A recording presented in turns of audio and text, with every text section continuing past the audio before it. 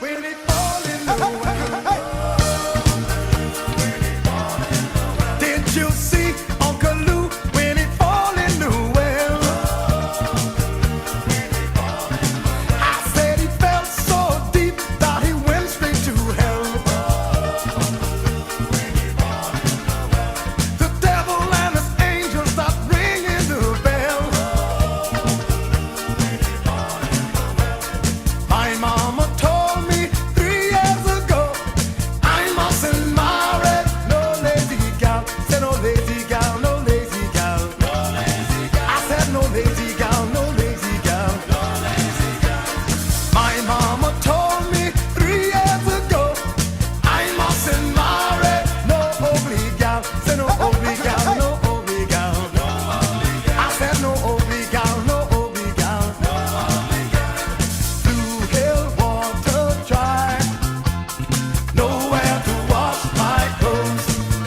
I remember one Saturday night we had fried fish and Johnny cake. 1, 2, 3, 4, hot step, and an old gal don't do that thing.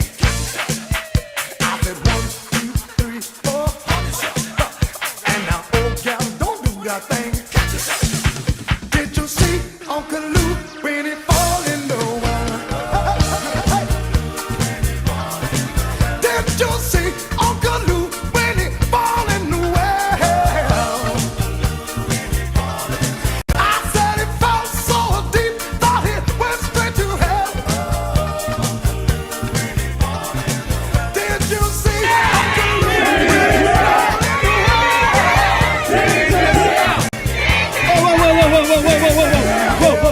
Girls, we out doing it.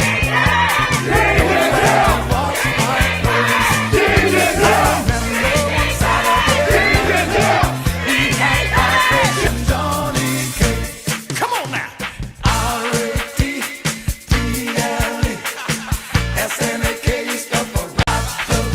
Hold on. R-A-T-D-L-E DJ Sampler, Sampler, Sampler. stuff for raptors. My name. Turn around, girl.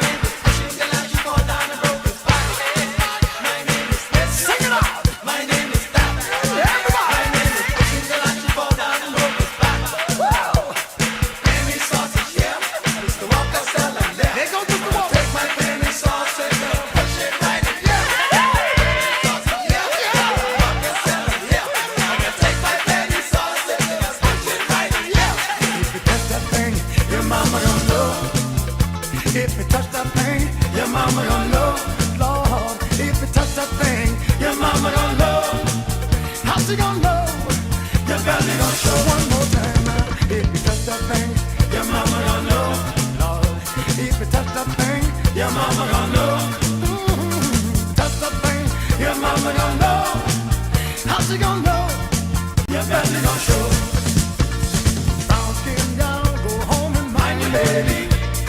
Brown skin gal, go home and mind your baby. Daddy's gone away on a sailing boat, and if he don't come back, stay home and mind your baby. How you gonna read and turn me? How you gonna read and turn me? You make me wanna fall down. You make me wanna fall down. How you gonna read and turn me? How you gonna read and turn me? You make me wanna fall down. Take my baby. DJ Sampler. What we gonna do right here is go back, way back, back into time. DJ Sampler, Sampler, Sampler. Way out west, there lives this dame. She'll put any dancer oh to shame. If you want to watch her dance, want to watch her prance, get her in a circle, watch that lady dance. She got a west end move, she got a west end groove, she got a west end move, she got a west end groove. Take me and let me show how we does go. 'Cause when you come to West End, you might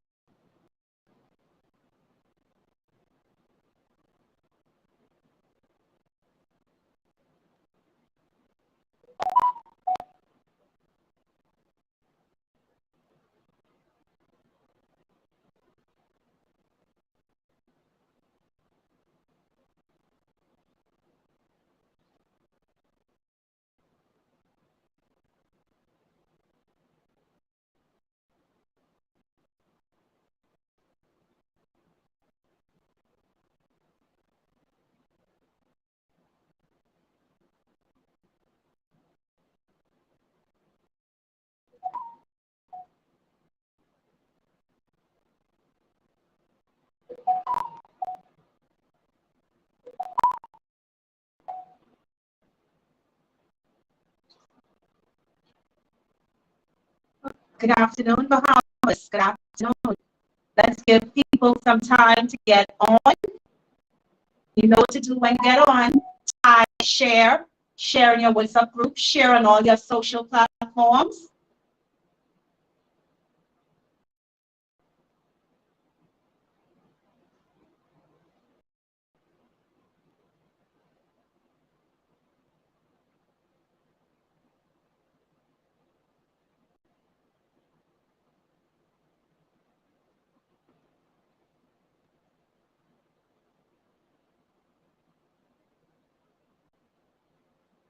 Okay, good afternoon and good evening. Good evening, Bahamas, and welcome. Tonight we're streaming from our Facebook pages, as well as our YouTube, Instagram, Twitter. We're also streaming from our international platform, which is the Daily Motion in Europe. We're also streaming from our Russia channel, which is Tele2, the China channel, which is the VKTV, as well. No, that is Russia. I'm sorry, Russia, which is VKTV, as well as our China platform, which is Hu and Do You. Okay? When you get on, please share this live. We have a lot of interesting topics to cover, mainly the treasure. Okay, so get in, share the live, share it in your WhatsApp groups, share it on all of your social platforms. We must get the word out. Okay?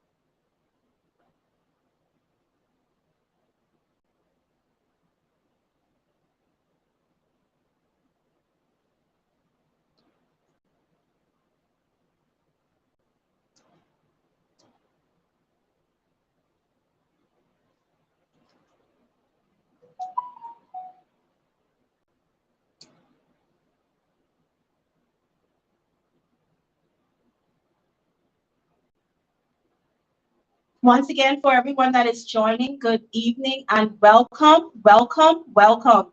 Share the live, share it through your WhatsApp groups, Facebook pages, all of your social platform. We're streaming live from Facebook, YouTube, Instagram, and Twitter, as well as our international platforms, Russia, China, and Europe.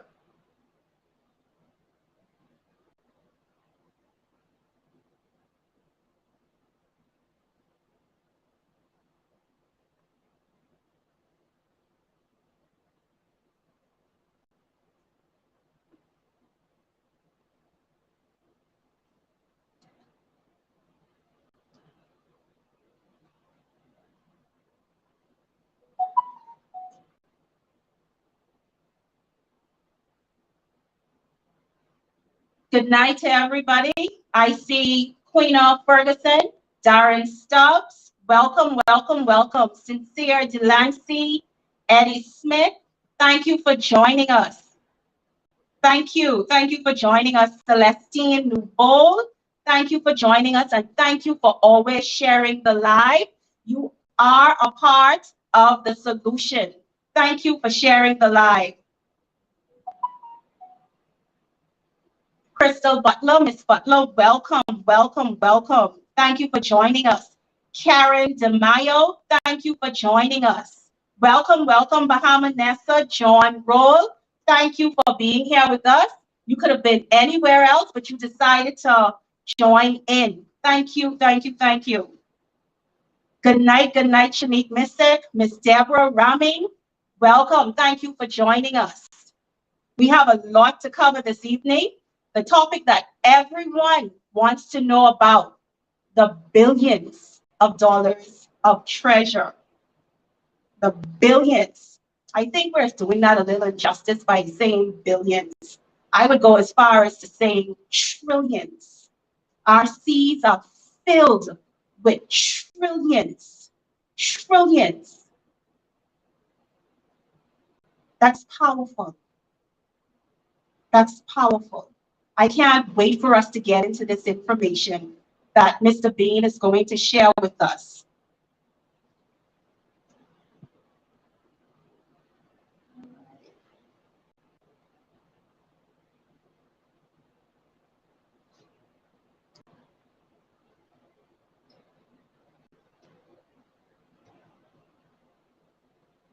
All right, everyone, we are going to bring Mr. Bean on. Mr. Bean. Good afternoon, Bahamas, and good afternoon to the world. Thank all of y'all for being here and being here with us. It is always a wonderful pleasure to do this. As you can see that we are broadcasting from everywhere tonight. We're broadcasting in the Bahamas where we've been having lots and lots of issues with our government influencing media houses to not get the word out. What we did is we went around them. Not only are we broadcasting in the Bahamas, but we are broadcasting to the world. And we are currently having conversations with more areas where this will be broadcast. And so, right now, as she said, we're broadcasting on YouTube, on the Coalition of Independence page, on the Bahamian Evolution page, and on my Lincoln Bain page. We're broadcasting on Facebook, um, on the Lincoln Bain page. We're also broadcasting on the Coalition of Independence page and the Bahamian Evolution page. So if you have a problem with Facebook, which I see one of our Facebook, I'm not sure which one, links had an issue already, we're still on other platforms. All right. So we're on Facebook, on all of these platforms. We're also on Twitter, broadcasting live on Twitter. And so you can join us there if you want to. If you have family members that don't have one platform or the next one, you can just refer them to another one. All right. We are also broadcasting live on our website, on what we call COI TV. We're broadcasting live on COI TV on our website, and you can go there at any time and see the video. Even if for some reason social media is under control or we are being muffled or muscled, they can't muscle us on our own website. And so you can go to our website at any time and you can view the videos. And so you can also share the website, on that actual page on the website, our page called the COITV. You can share that with your family and friends if they're not on social media. Okay, and so thank all of you for tuning in. Conkley, I see you. Leonardo Sweeting, I see you. Thank you for being here. Deborah, I see you. And to everyone around the world. So we're going to keep the comments up. What we've noticed is that they're influencing the numbers. You may look on your numbers in the corner, right in the corner, right there, and you may be seeing a small amount of people. That is not the real numbers. The numbers are much bigger than that. I can see it on the software. Last week, on Bahamian Evolution page alone, we had 18,000 viewers on the Bahamian Evolution page. And so the numbers you saw was very incorrect. That's where they're trying to tamper with the broadcast, but we have gotten out and we've bust out around the world. So don't mind those numbers that you're seeing. They are definitely not correct. We are also broadcasting, like she said, on other platforms like Daily Motion. And so we are on Daily Motion, which is another platform similar to YouTube. And so we're also in Europe. We're broadcasting on Tele2. So thank you to everyone on Tele2 who is broadcasting live with us and watching us live. To all of our friends in Europe and from around the world. Um, uh, we're also broadcasting on, in Russia, we're broadcasting on VKTV. And in China, we're on Huya and Duyo. All right. And so that's two different platforms. And so we want to thank all of you for tuning in. And we'll be on even more platforms next week. So we're going to be everywhere. We are going to be everywhere, ladies and gentlemen. So we want to thank all of you for tuning in as you always do. But we want you to spend the night with me and our chairman, Ms. Green, who because we got some information for y'all. We're going to talk about several things tonight. We're going to talk about several things, and some of those things are very disturbing. All right, some of those things are very disturbing. And we got bittersweet news for you about our treasure. Bittersweet news for you about our treasure. But before we get into our treasure, we wanted to talk about just briefly about the government and the deal that they just signed. We wanted to bring you up to date just quickly on that and get to talking um, about our treasure. We're going to show you some stuff. All right. We need to have a discussion about that because trillions of dollars worth of treasure was found. But again, we're not going to benefit at all. And this is a crime against humanity. And we got to fix this as a people. All right. Before we do that, I just briefly wanted to show you, a couple of things. Um, our government went to Los Angeles recently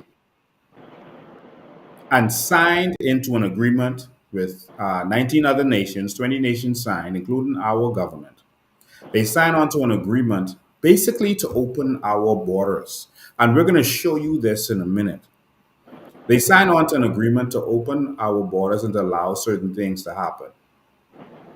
And they did it for whatever reason they did it. We don't know. We don't know why they did it, but it seems to be for money because money was offered. And so, ladies and gentlemen, I want you to understand that our country, our nation, is in serious trouble. We are seriously concerned as to whether there's going to be something left for us in short order. We are seriously concerned about this. And so we are not fully concerned about what they signed. The biggest concern we have is that they came back and pretended like they didn't sign anything and like they were being pressured to do something. And that is what our government did. And that's what we had a problem with. Our prime minister stood up and said nations were trying to pressure them into signing some agreement, which he knows wasn't the truth. And so I'm going to show you right now this video of actually what was signed, and we're going to discuss it. I showed you our prime minister standing behind Biden before, and I showed you our prime minister sitting at the table with everyone else where they were doing this deal. And we are seriously concerned, deathly concerned. When I say deathly concerned, I mean we are deathly concerned about what they signed because Haiti is in turmoil. Haiti is in serious turmoil, and it seems to be spilling over to us and our country. And I don't think we're ready. Why? Not because of an immigration problem, but because of a corruption problem that we're having as a people. And so I'm about to show you something that seriously disturbs me. Let's discuss this. This declaration, we're transforming our approach to manage migration in the Americas. U.S. President Joe Biden, along with fellow leaders from the Western Hemisphere Friday, unveiled a new set of measures to confront the regional migration crisis, seeking to salvage an America's summit roiled by division. Los Angeles Declaration is built around four core pillars. First, stability and assistance, making sure communities that are welcoming refugees can afford to care for them, to educate them in their education, medical care, shelter, and job opportunities. Second, Uh, ladies, ladies and gentlemen, I don't know if you heard what I just heard. I don't know if you heard what I just heard, but I just heard him talking about providing finances for these nations, helping these nations that are now going to be bringing in illegal immigrants, with educating the illegal immigrants, providing food and shelter for these illegal immigrants, but opening up the borders to these illegal immigrants in our country. Our government never discussed this with us. They never mentioned this in our House of Assembly, and they never told us that this was discussed. This is a serious situation for us. Ms. Green, you just heard him say that they have four pillars, and the first pillar is one, they're going to be providing assistance so that the governments who accept these people will have some money to deal with them. Did you hear that? Yes, Lincoln, I heard that. It's rather odd our government would sign on to such a deal when in fact our education system is very weak and appears to be unstable. Our health system is almost null and void, and that is on life support. And the funding that they are accepting to do these things, we don't know how much it is. There's no information provided to us letting us know what it is, how much it is, and how it's going to be applied. They're saying it's going to be applied to the health and education of the immigrants that would be coming into our country. But we're not even applying what we have to what we have now, and that is a health system that is in crisis. I don't Ladies and gentlemen, it sounds like this is a nation for sale where we're going to be having to house these people. They're going to give us some money. It's like a bad parent, a bad mother who doesn't want to take care of their children. They'll have a sister or a family member take care of the child, and every once a month they'll come and give them some money and say, "Yeah, just take care of my child." I don't want that stress. I don't want to have to deal with that. Yeah, see, here's a few dollars and you deal with that. That's what this looks like to me. I'm gonna replay that, and then I'm gonna let it continue.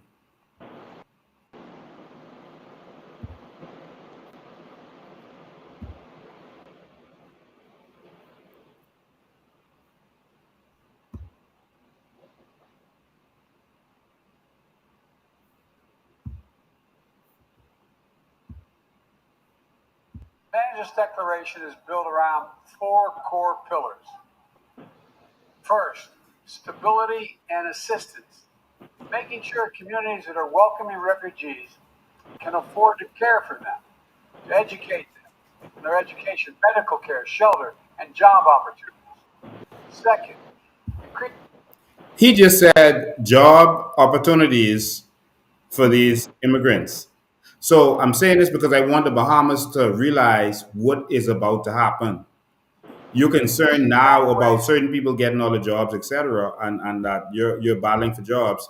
He just talked about job opportunities for these persons. And so this is going to another level, and this has not been discussed in our nation. And even though our prime minister was asked, he was asked, he was asked, sorry, he stated that they were trying to pressure him to do certain things. No one in the media asked him for details. No one asked him which nations were pressuring you. What was is it that they were pressuring you with? What was said at the table? No one asked him real questions. But now we're hearing about job opportunities and everything else for these immigrants. Lincoln, and the amazing thing about this is we're not hearing this from our leadership.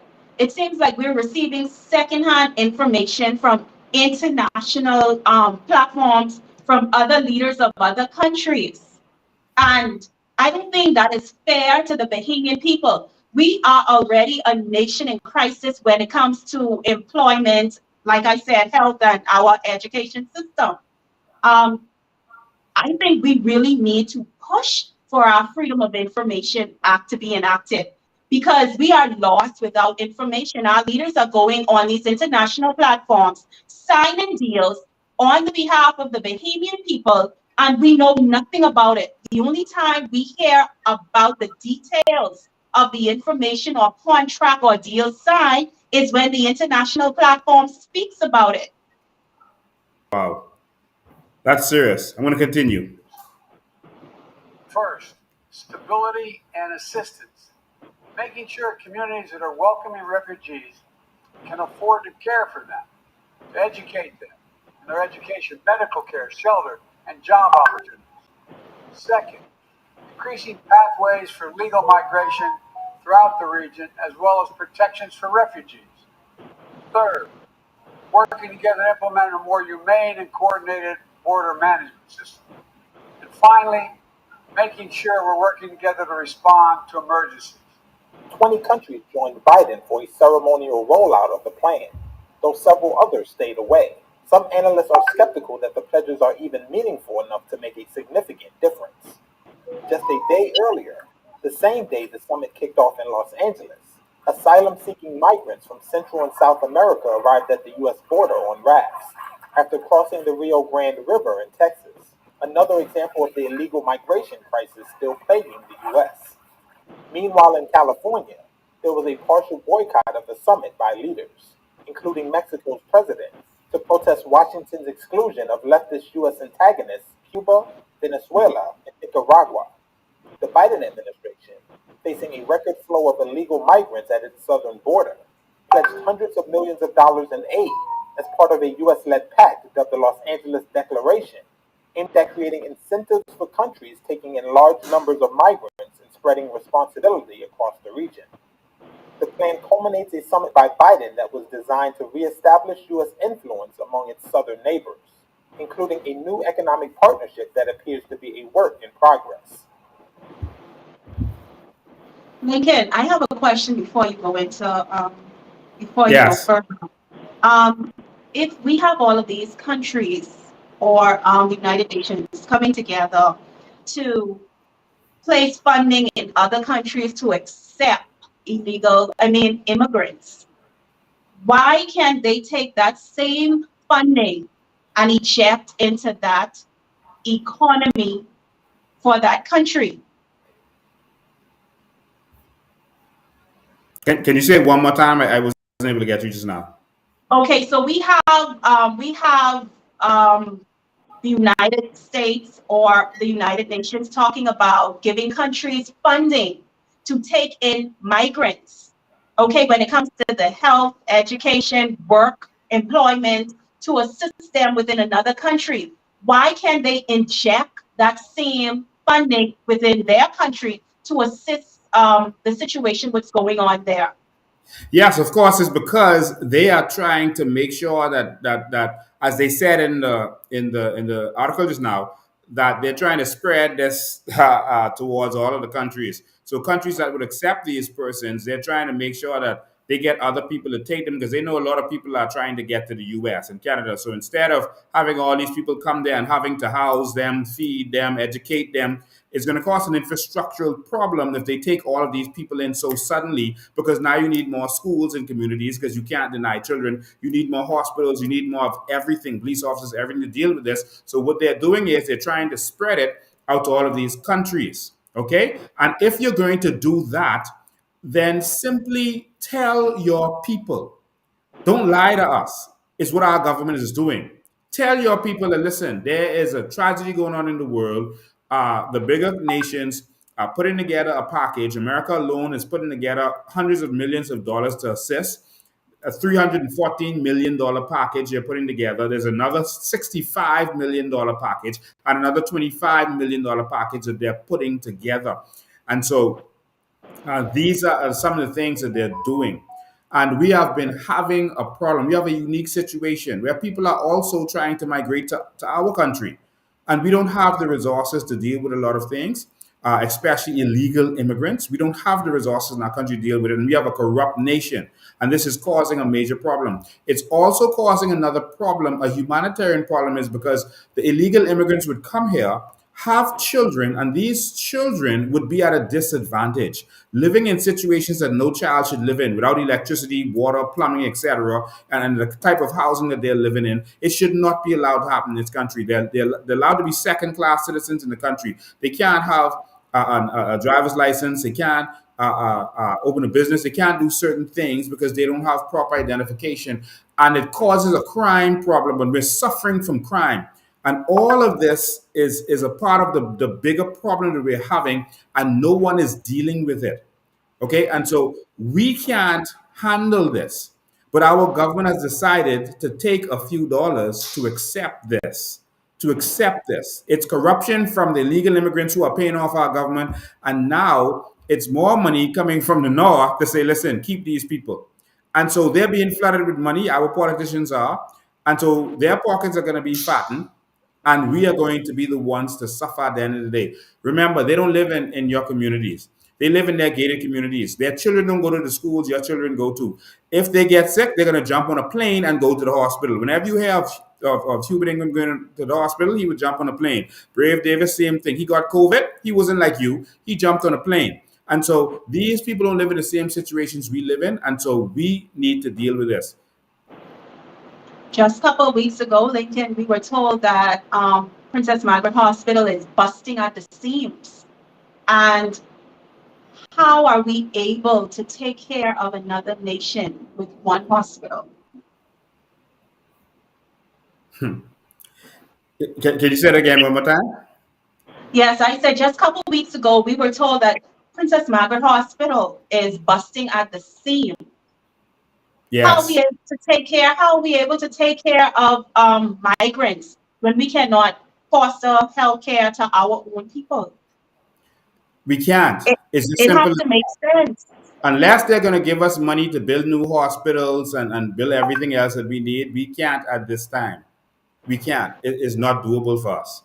All Lincoln, right. I don't think any of our people would have a problem with the migration of any any nation, with the migration of any type of people if it was being done properly.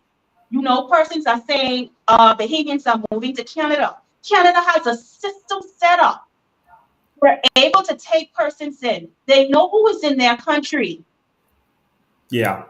Like Mr. Bean said, we have a corruption problem. If we could have our country set up in a systematic way where we can bring in immigrants, we can help. But if we're not set up properly to take persons in, it doesn't make sense. We have to see that this is a problem. Yeah. And so we have also have persons on the inside of our country who were working against our country. We had certain activists who were going and bad mouthing our country, etc., to the international community.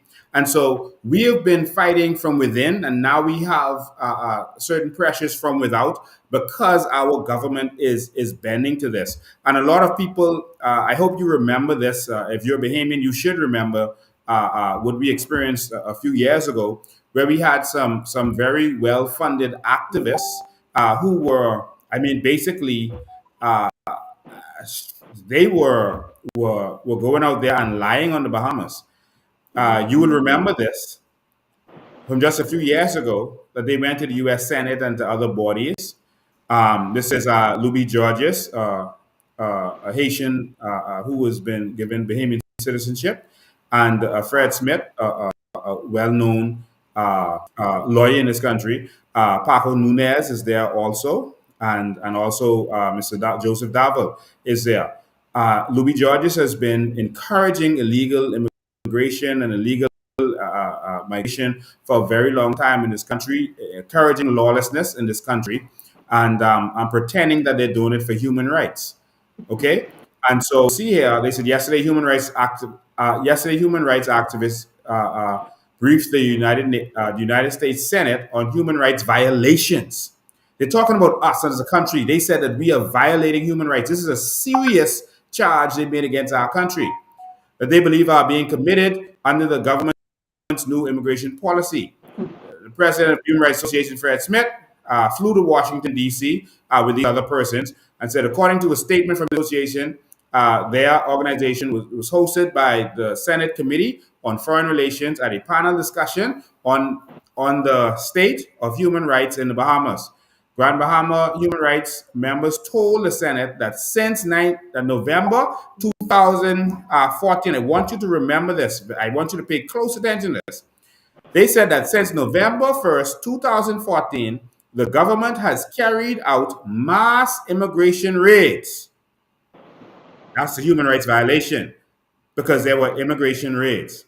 They said, and roadblocks in direct violation of fundamental rights enshrined in the Bahamas Constitution. So at this time, the government was going into shanty towns and looking for illegal immigrants. They weren't locking up persons who had papers or who were legal. But they went to the U.S. Senate and told the U.S. Senate, and this their words, they said that they told the U.S. Senate that the government has carried out mass immigration raids and roadblocks in direct violation of the fundamental rights enshrined in the Bahamas Constitution. So they are telling the international community that we were breaking our constitutional laws by locking up illegal immigrants and having roadblocks and road checks to find them. They also told of hundreds of cases of wrongful detention and illegal deportation. You see what they call it? Illegal, hundreds of cases of wrongful detention and illegal deportations. And a total breakdown of due process, they said, as well as numerous claims of physical and emotional abuse at the hands of law enforcement officers. Wow. So they said that the officers was abusing, physically and emotionally abusing these people. When the truth was, I've showed you the newspaper, the news story already, where when the immigration officers went to try to arrest these illegal immigrants, the immigration officers were being abused. The immigration officers were being assaulted. The immigration officers were being stopped. They had persons who of Haitian descent in the police force who were stopping immigration officers from doing what they're supposed to do. All right, so these kinds of things is what we have to deal with. And so once we get to a point where we are overwhelmed because now the government has signed on to a policy where we're going to flood our country with persons who are more aggressive than us and who are going to literally get to the point of overtaking us, I don't know where we go from there. But I know one thing. Bahamians have to stand up. And a clarion call is coming. A clarion call is coming. And so we just wanted to just brief you on that for a minute. We have to continue that conversation because that's not something that we can let go. We have to continue that conversation. But I'm afraid for our nation because we have corrupt leaders, a police force that is sold out. We have politicians that have sold out. And we have a people who are politically divided, that whatever their government does is wrong, they can make excuses and lie for them. and we have a people who are soft. And so we need change. And so we hope that we get this change sooner than later. And so we want to, you have any last words on that particular topic before we move on, Ms. Green? I have a lay in reference to that, but right now I am so excited to get into the trillions of dollars worth of treasure in our seas. Ladies and gentlemen, ladies and gentlemen, I don't even know where to start with this. We are people who have been abused for so long. Our country is the richest country in the world.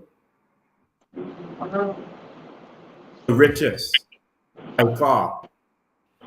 We couldn't tell people everything when we were advocating for this stuff, but we wanted to let people know that by now every single Bahamian would have been extremely wealthy.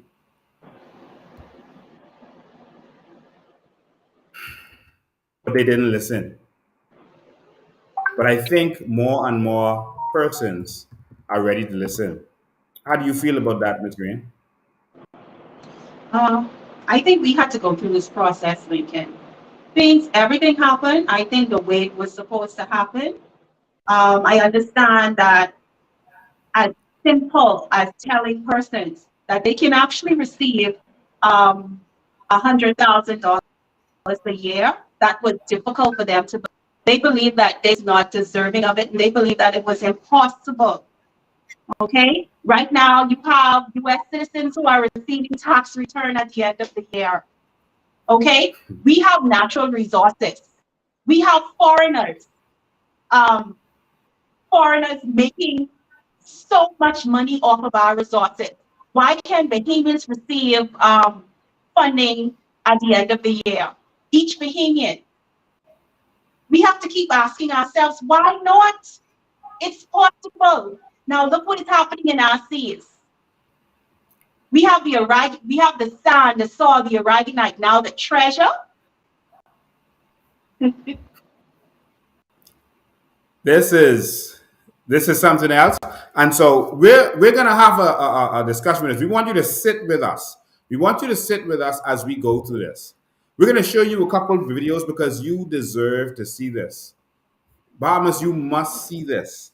International community that is here, you must see this.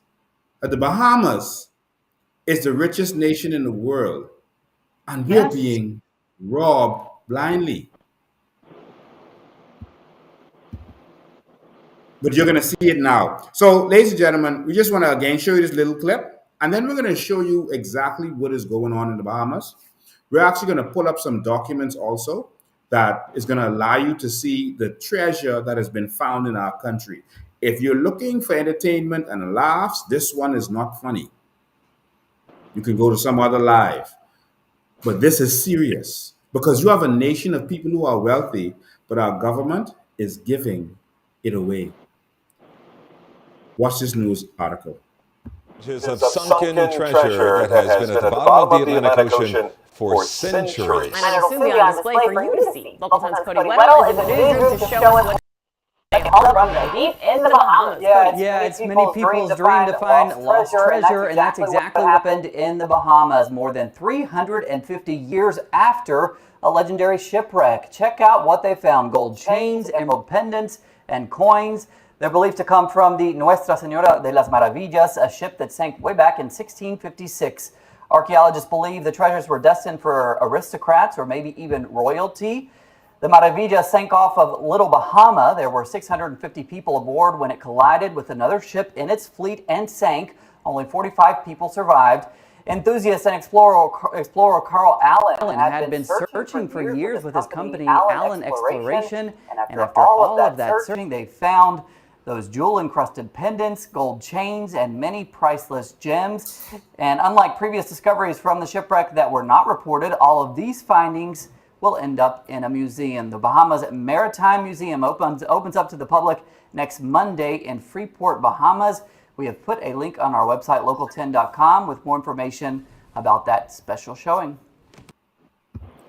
Ladies and gentlemen, about 2 years ago, I told you what was going on. I told everyone in the Bahamas, before any of the newspapers started covering it, I explained to everyone what had happened. We have patriots everywhere, and our patriots had told us about a meeting that Carl Allen had had with the Prime Minister on his yacht, the GG. And I explained to all of you from a live broadcast what was going on. I told you that he had come and he had originally wanted to take 20% and the government takes 80%. But by the time he finished meeting with these corrupt government officials, they said, no, let the government take 25% and you take 75%. And that was what the deal was. He didn't even come asking for that, I am told. And he began to search in 2020. And he started to find. And now, today, he is bragging about the treasure that he has found. Stories are all over the world covering what was found. CNN, Forbes, Bloomberg. Before him, many persons were finding treasure, but it wasn't documented because no one was really making serious deals with the government. Well, some people did, but a lot of people didn't make serious deals with the government, and they just came in and took treasure. One of our Aragonite miners told us that sometimes they would go down in the ship and as they scoop, as they put the big scoop down to get the sand, they drop it down, sand would blow out, and then they would see treasure. One of them told us that he witnessed a treasure chest that was found and it was taken straight out of the country. There was no record of it, just gone. Now this is gonna be 10 minutes. I want you to watch this. This is very important. Some serious information is in here about treasure that was found in our country and what has been going on, including the corruption. And this is from UNESCO. The UN was talking about our treasure. They had meetings on our treasure. The UNESCO feels that there are over 3 million sunken treasure ships in the world. They feel that many of them are right here in the Bahamas. They feel that there is more gold in the Bahama banks. More gold in the Bahama banks than there is in all of Spain.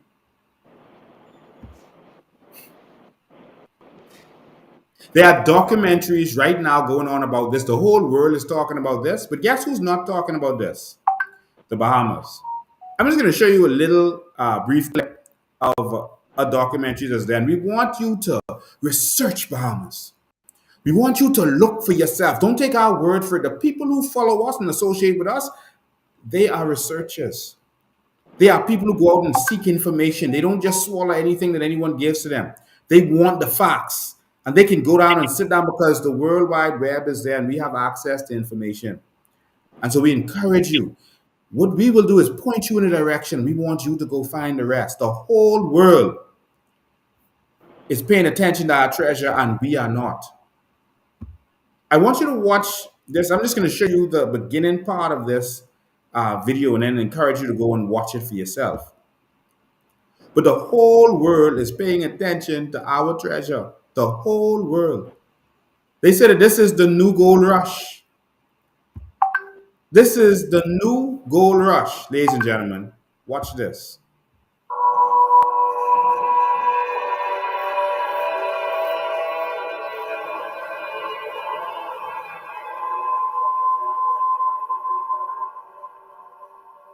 Humankind's been around for thousands and thousands of years, and we've used ships to transport even to this day.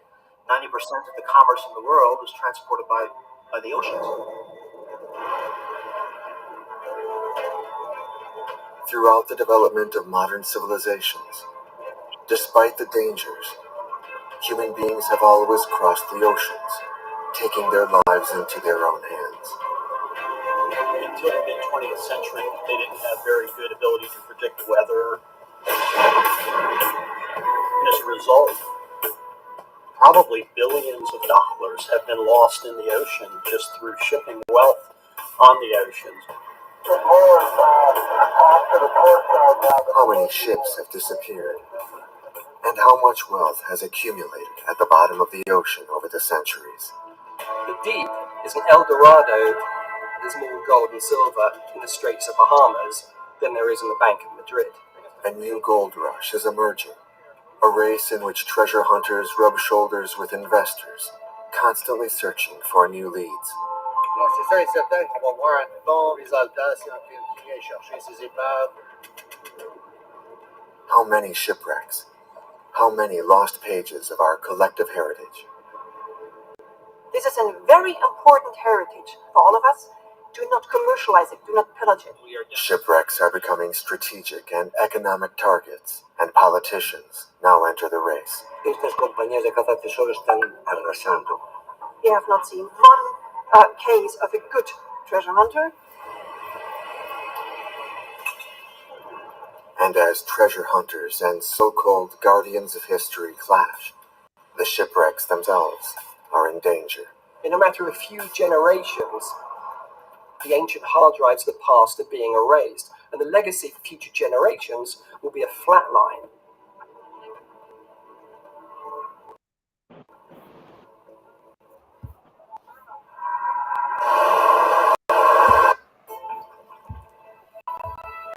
Ladies and gentlemen, I want you to take some time to go and watch this for yourself.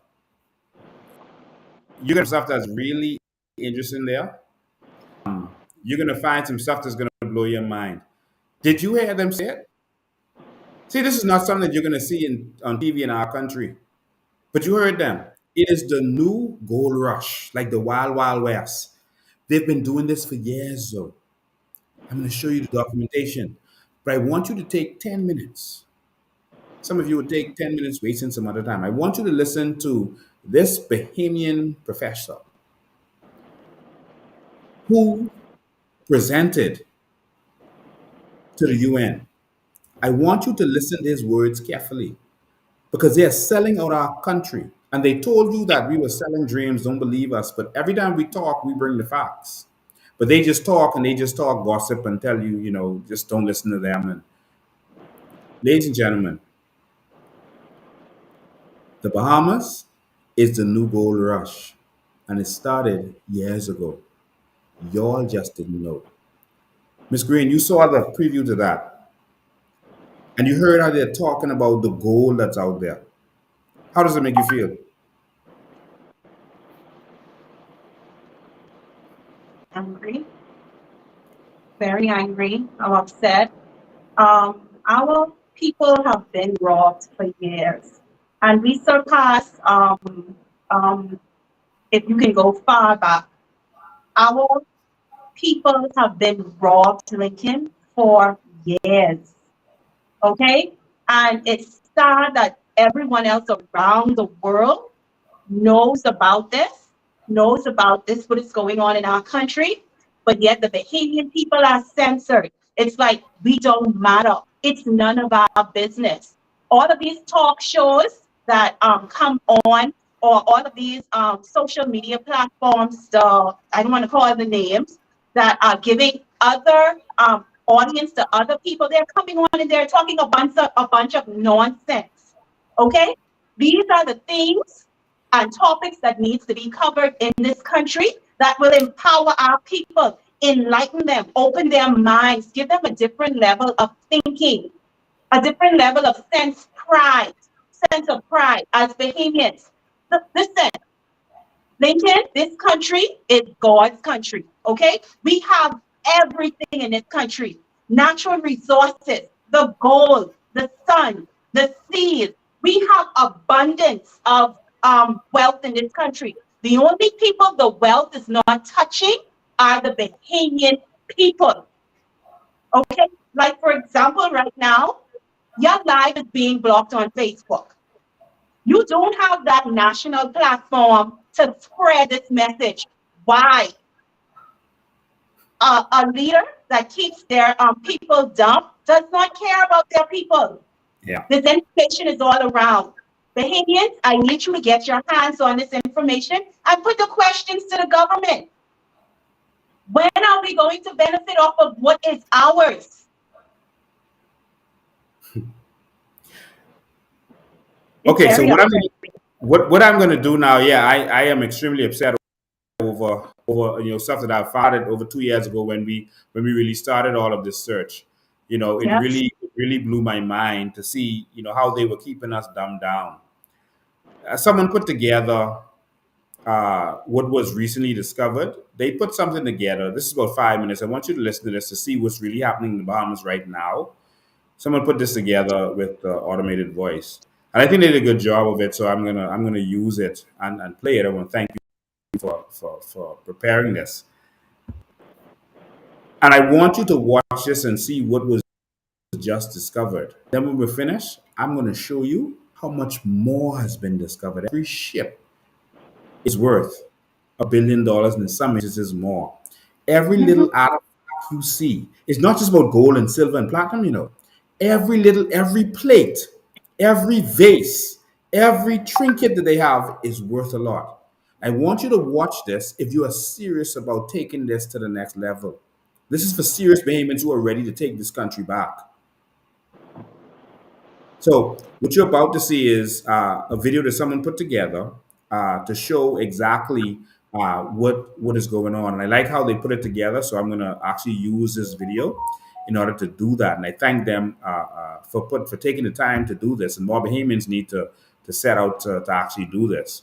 So, ladies and gentlemen, it's 5 minutes.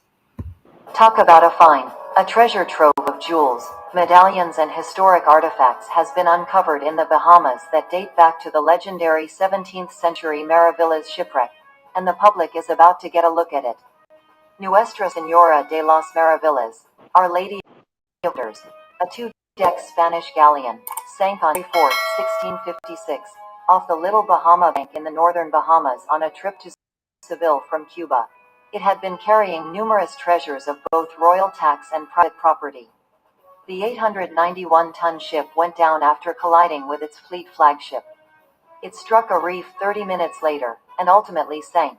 The remains of the vessel were scattered for several miles across the ocean, with no significant portion of the ship left behind. For more than 360 years, archaeologists and adventurers have attempted to locate the debris that was lost in the wreckage.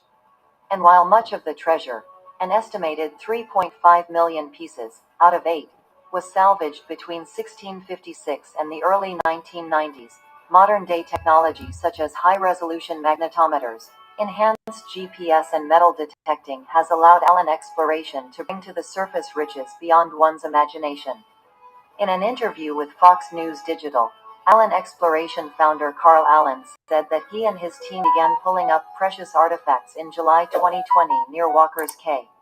High-tech tools, plus the official permission they were granted by the Bahamian government to search the northern Bahamas area, known to be a wreckage hotspot, have made for quite amazing discoveries, the entrepreneur said. We've recovered thousands of artifacts, he said. Cannons, anchors, emeralds and amethysts. We're up to about 3,000 silver coins and 25 gold coins, he said. The water in the area only reaches up to 50 feet deep, while the sand can bury treasures down to 20 feet, he revealed. Yet that didn't stop Allen from proving his doubters wrong and discovering treasures that took his breath away. When I pulled up the first valuable item, I lost my breath, he said. I couldn't breathe. I've been thinking about this my whole life. The fascinating finds also include Spanish olive jars, Chinese porcelain and iron rigging, according to an Allen X press release. The team also discovered a silver sword handle belonging to the soldier Don Martin de Aranda y Guzman. The item helped the teams identify these treasures as belonging to the sunken Maravillas. 4 pendants worn by members of the Sacred Order of Santiago, a religious band of knights active in Spanish maritime trade, were also recovered. Allen X considered the Order of Santiago jewels to be the star finds thus far. One golden pendant with the Cross of Santiago was designed in the shape of a scallop shell. It's reinforced by what appears to be an Indian bezoar stone, a famous European stone known for its healing properties. Another golden pendant garners the same cross overlaying a large, ovular Colombian emerald. 3 gold chains were retrieved, including an 887-gram gold filigree chain made up of 80 circular links and decorated with 4 lobed rosette motifs, most likely crafted in the Philippines, the group said. Alan X indicated that no exact replicas of the chain exist from other excavations in museum collections or as seen in Spanish portrait art. Allen exploration archaeologist Jim Sinclair told Fox News Digital that these artifacts reveal how people lived in the colonial period and in the New World. As an archaeologist of 40 years, and as an original explorer of iconic wrecks such as the Titanic, Sinclair said a recovery like the Maravillas reflects an amazing leap in technology. The archaeologist also considered artifact analysis to be a really good development in terms of detecting human behavior and history. Although the worth of these artifacts most likely add up to millions of dollars, the items are PR. Iceless, said Bill Springer, Allen Exploration spokesperson. None of Allen Exploration's findings will be put up for auction or for sale. Instead, the finds will become part of an exhibit at Allen Exploration's Bahamas Maritime Museum, located at the Port Kaya Marketplace in Freeport. The museum is set to open on Saturday, August 6, 2022. It will reveal other exhibits about maritime history in the Bahamas, as well as the transatlantic slave trade and the Lucayan people. Only 45 survivors. The Maravillas exhibit also showcases the story of the ship's demise. Of the nearly 650 passengers who were on board the ship, only 45 are known to have survived. No human remains have been located. The shipwreck was a tremendous blow, Allen explained, since Spain at the time was struggling financially and the boat was jam-packed with valuables. It was one of the largest treasure ships to have ever left the Indies, which is why Allen said he expects more artifacts to be uncovered still. The mother lode has yet to be discovered, he indicated, and when it is, he said the haul would be extremely valuable. The manifest usually on these old ships, a lot of times, it was only about half of what was on the ship because there was so much contraband, he said. So, that's what's exciting. Along with launching the museum, Allen is furthering his passion for discovery and education by developing underwater archaeology programs for Bahamian kids. The big problem is, the debris is not going to stay there forever, he said. And it's a kind of shipwreck. So, I created a path for other people to do this, and I welcome it. Talk about a find, a treasure trove of...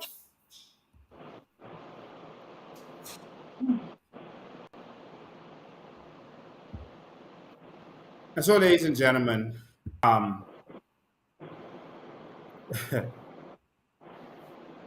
what you just heard was that there is a treasure trove of treasure in our nation. A treasure trove of treasure in our nation. Someone was able to come here, make a deal with some politicians, and now what is ours is theirs, and they're talking some nonsense about putting some stuff in a museum. But the problem is, yes, they're putting it in a museum, but it's still theirs.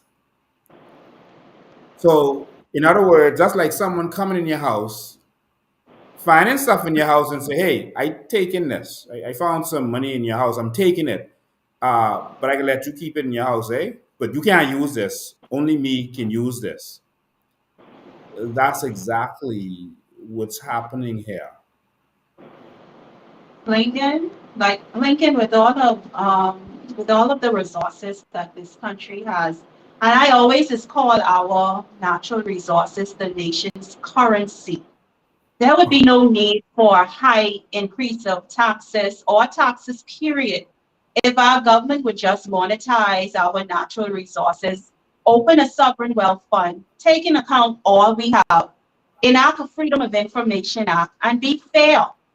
Okay, we don't have to benefit directly from our resources if our government was applying it to our infrastructure and our service sectors. Okay? We broke. When I was watching that video, Lincoln, my stomach was turning. We're My billions of stomach was dollars in turning. debt. Your stomach was turning. I was so upset. I was sitting here just. But notice, they're not really talking about it, but they're signing deals every day to sell this nation out. And we're just sitting back and saying, oh, the government is doing a good job because they got rid of COVID, the COVID protocol. So we love our government because there's no more COVID protocol. So, yes, we still have to wear a mask, but we love them because there's no more COVID protocols, even though they are COVID protocols. And so recently, they was in front of this new museum. And what I want y'all to notice in this, before I let y'all hear what the UN now knows about our corrupt nation, the thing, the thing I have a problem with what you're looking at now is that the persons in this picture with the biggest smiles is the two prime ministers who sold us out. The only persons you could see teeth from in this is Dr. Minnis, who made the original deal with Miss Allen, and Brave Davis. Who closed the deal? Look at all the teeth. Why are they When will smiling they better than free? everybody else? Is it because they straight? And so this man was able to come in our waters and they found gold change and so much other stuff. I mean, that was right there for us.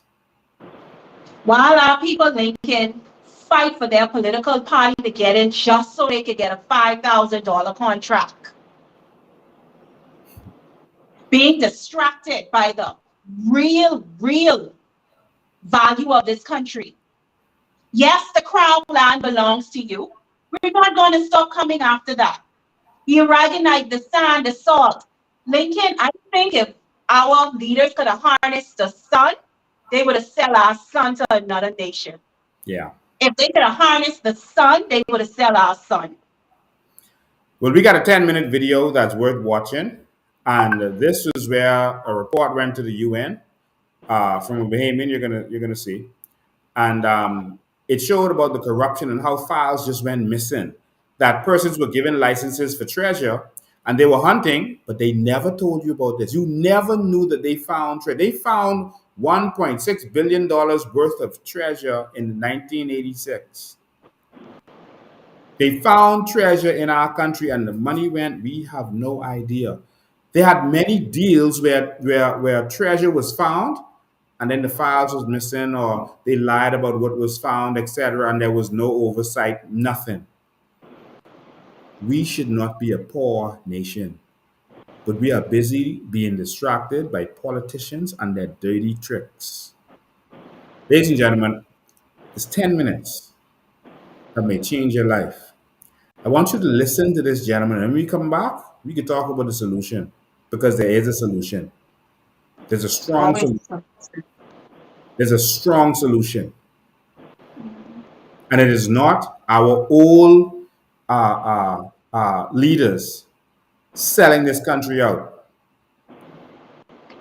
Ladies and gentlemen, you're about to hear and know what no one in the Bahamas knows and what no one in the Bahamas has discussed, and they don't touch it in the media, but the UN knows it.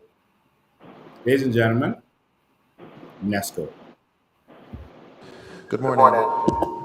Normally when I give these presentations, I'm able to show beautiful pictures of shipwrecks throughout the Bahamas, but unfortunately this time I've been asked to put statistics, a very glaring example of this whole mythology of the good treasure hunter.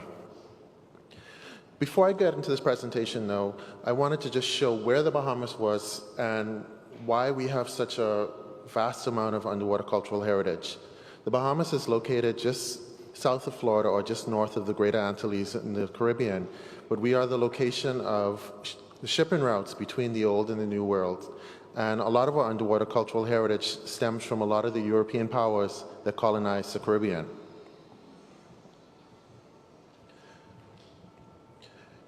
From 1972 to 1999, the government of the Bahamas actually issued 71 permits for the search and recovery of shipwrecks. However, in 1999, a moratorium was put in place to stop this, and this moratorium is still in existence today. Although I'm going to show all of the permits issued, I'm only going to highlight a couple of them, because if I talked about every permit, we would be here all day. The first permit that we actually have data for was issued in 1972, and this is a treasure hunter most countries in the Caribbean are very familiar with, Bob Marks. He recovered a plethora of treasures and other items from the Bahamas, very few of which he actually turned over to the Bahamas. Unfortunately, in 1974, his permit was fortunately, it was canceled with a whole range of stories between both parties of corruption, lies, deceit, and so forth. However, unfortunately today, we have no data on exactly what all was recovered. All we know is that he worked on a very famous Spanish shipwreck, the Nuestra de la Señora Maravillas. Also, at the same time, we have several other permits that were issued, and either no file can be found or we have no activity on the files, which in some cases I find very weird when you have permits issued multiple years upon years and the file has no information. Once again, in 1982, permits were issued for the Maravillas area, but however, once again, you had a lot of disputes and allegations of corruption, disputes, and even lawsuits between various treasure hunting companies alleging infringement of rights. One of the most classic cases of treasure hunting in the Bahamas, though, was with a permit that was issued in 1984 and expired in 1996. This was once again for the Maravillas area, and this whole case is what resulted in our moratorium being put in place. A permit was issued to Herbert Humphreys and his Marex company, and over the 12 years of salvage, he presented the government of the Bahamas with a check for $320,000. However, a huge Christie's auction in 1994 apparently resulted in millions of dollars in sales, which outraged the government of the Bahamas because they felt that they had been ripped off. So at that point, they issued a moratorium and no more new permits were issued. However, they allowed existing permits to continue.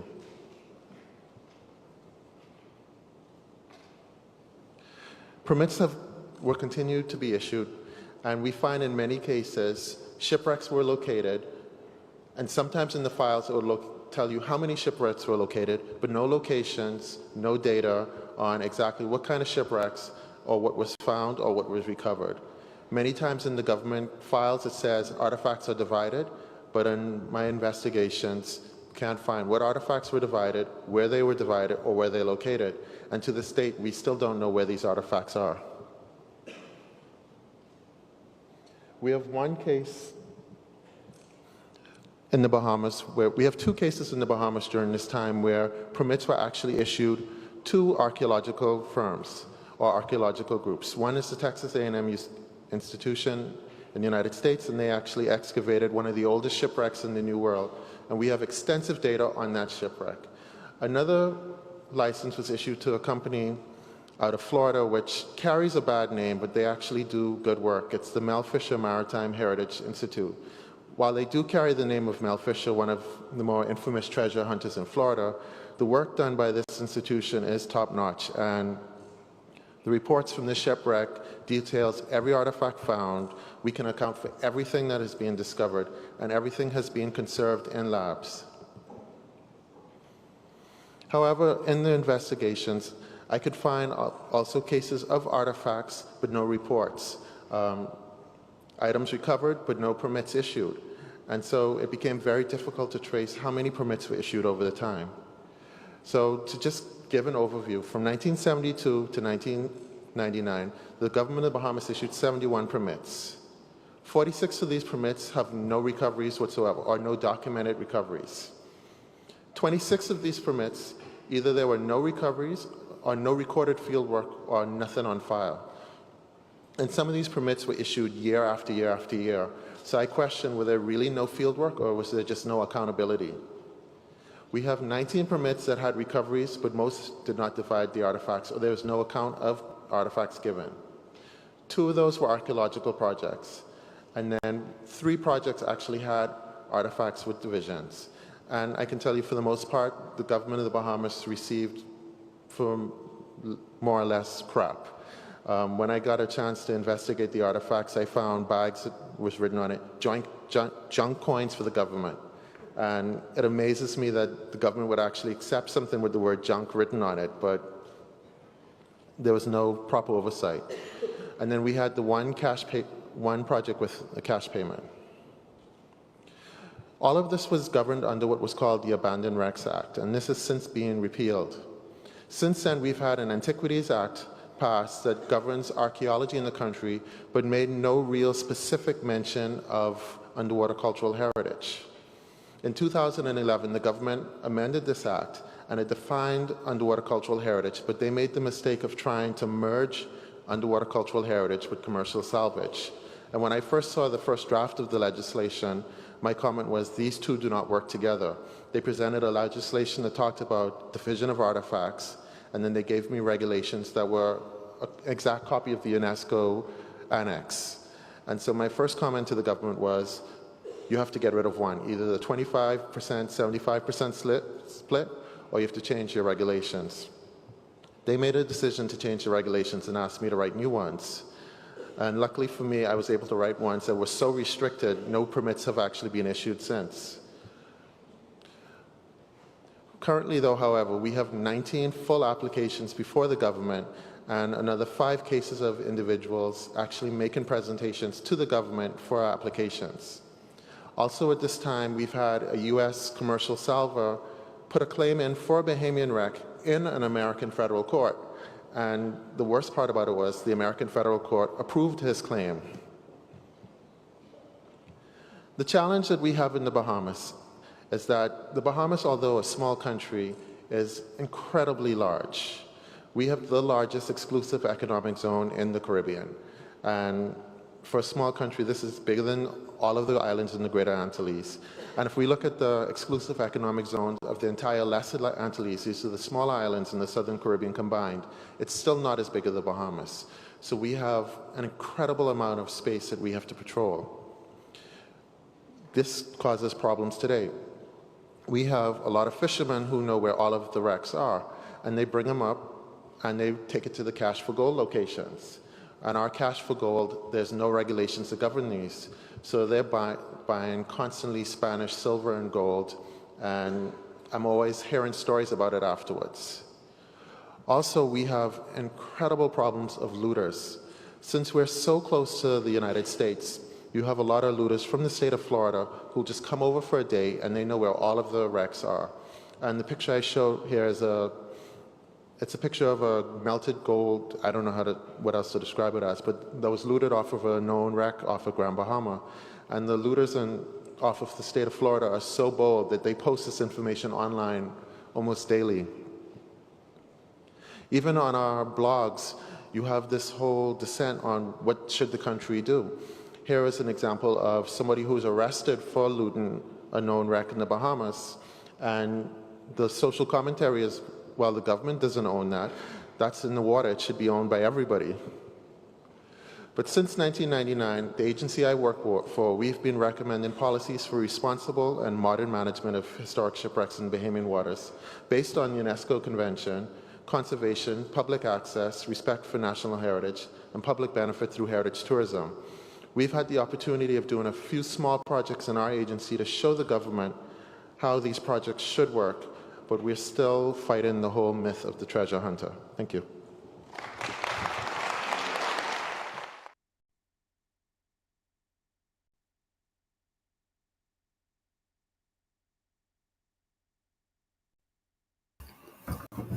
Ladies and gentlemen, I don't know about you, but I need y'all to tell us how y'all feel about what y'all just heard.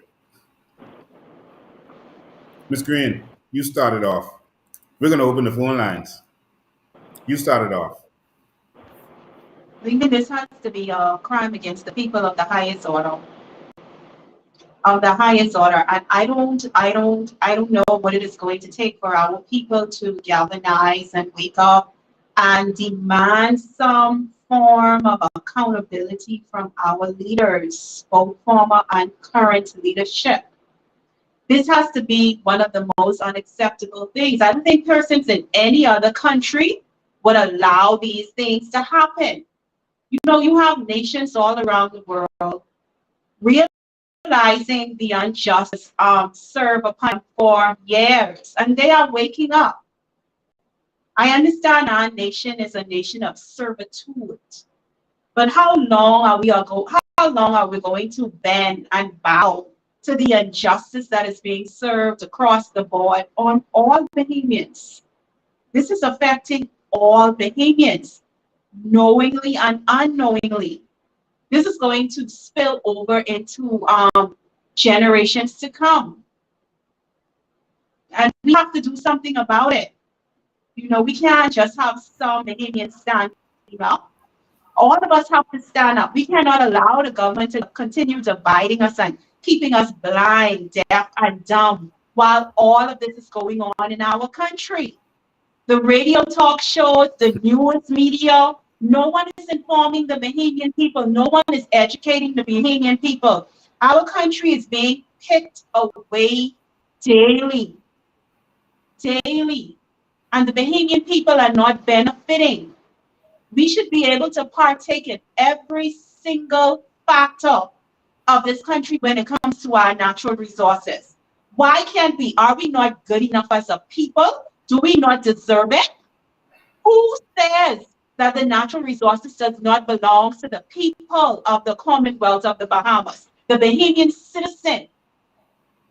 This reminds me, Lincoln, the Arawaks was here first, correct? They were such they were such a welcoming people. They were so hospitable. They were like they were servants. They welcome people in, and you see what happened, Lincoln? It's like we are repeating the same thing with all of our wealth and our resources. It's like we don't understand what we have. It was the same way with the Arawaks when they were here.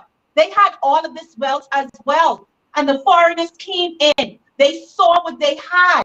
And you know what they did? They picked them and they picked them and they killed them all and they stole what they had. And this is happening right now in our modern time. We are repeating the same thing in this country. Yeah. Bahamians, we have to wake up before we become extinct in our own country. Let's not repeat the history the Arawaks went through. I want to add, I feel your passion. I want to add to what you just said, and I want to put some perspective on this. The treasure that was being moved throughout this region was not the treasure of Spain. It was treasure that was stolen. It was as a result of murder, genocide, pillage and plunder, and slavery. Some people were murdered in order for Spain to get that treasure on their boats. Some people were taken advantage of. Their land was just taken. They were killed. They were raped. They were beaten and tortured and enslaved. The foreigners came with a friendly face and a smile and said, "Oh, that little thing you have there, where do you find that? What's that?" And the thing that caused them to give it up is because they didn't know the value of it. Exactly. To them, that was just some colored rock. That was some colored stone. And they did not know the value of it all over South America. They didn't know. So they said, "What? You want this? This little thing? Oh, we can show you where that is. There's a whole mountain full of it." And they showed them where it was. And guess what? The foreigner wasn't the one doing the work. They enslaved them and made them take that gold and silver and platinum up and take it to the ships. And they beat them and killed them. as these people fought and fought and fought. They wasn't fighting for their nation. They was fighting for their freedom. They was fighting for their children. Like, why are you for killing us over rocks? It's because they didn't know the value of what was theirs. And there's no poverty like a man who doesn't know the value of what he has. And that is the story of the Bahamas. Lincoln, you know what is so Value. crazy? Do you know what is so crazy? I don't know if our people are listening, but our leader said that he is not going to allow the people to benefit from their natural resources. This was said. This was said, Bahamians. It's like we are repeating history within these archipelago. We are repeating the same history in these modern times. Bahamians are subservients. We are a people of servitude.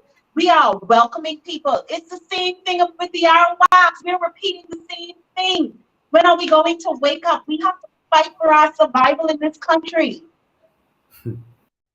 Yes, we do. And I said all that to say, that this gold and this treasure doesn't belong to Spain. It belonged to the people who were slaves. And it belonged to the people who were the so-called Indians, who had to go through this torture. It belonged to them. And so that treasure that's there waiting for you, the treasure that was left there, you heard the man say, he says, more treasure in the Bahama banks than in the banks. There's more treasure here. That was left by fate for us. We have to go and reap it. That is our reparations. That is our reparations for the murder, enslavement, rape, robbery, pillage, and plunder that we have suffered. It is now ours. And while they have spent all of theirs and it's gone, ours is sitting right on the ocean floor, preserved, waiting for us. There's so much treasure. The other day they found some treasure, a treasure ship, worth over $1 billion, and in it they found some wine in wine bottles that has aged like you can't imagine on the ocean floor. That has aged. This wine is so valuable now that it is mind blowing. There is so much treasure. And all we want is a sovereign wealth fund for us to benefit from it. That's all. That's too much to ask. But we have our smiling puppets. Our puppets in pictures smiling ear to ear with these people. Smiling ear to ear while they are selling us out. Smiling ear to ear while we get nothing. And this is what the Bahamian people keep putting up with. Why, Now, Lincoln, while they think that an outside pump is an upgrade, our streets are dirty. We have families that can't even afford simple surgeries. Our country is suffering, but we decide to put politicians, parties before ourselves. We put politicians and parties before our families and before our children to come. They're living off the wealth of this country. And we celebrate we celebrate some weird things in this country, Lincoln, as a form of success and improvement of a country. Yeah. And so I want to make this clarion call to anyone who would listen. Per capita, we in the Bahamas have more seamen and divers than any nation in the world. We know more about the sea than any nation in the world. Why aren't we billionaires? Y'all are going in there looking for fish that's worth a couple dollars. when there's trillions of dollars in treasure sitting right there on the ocean floor and y'all are sailing over it every day, not knowing what to do with it. You find a little vase or a little old looking plate, don't throw that away. Don't just put it in your house.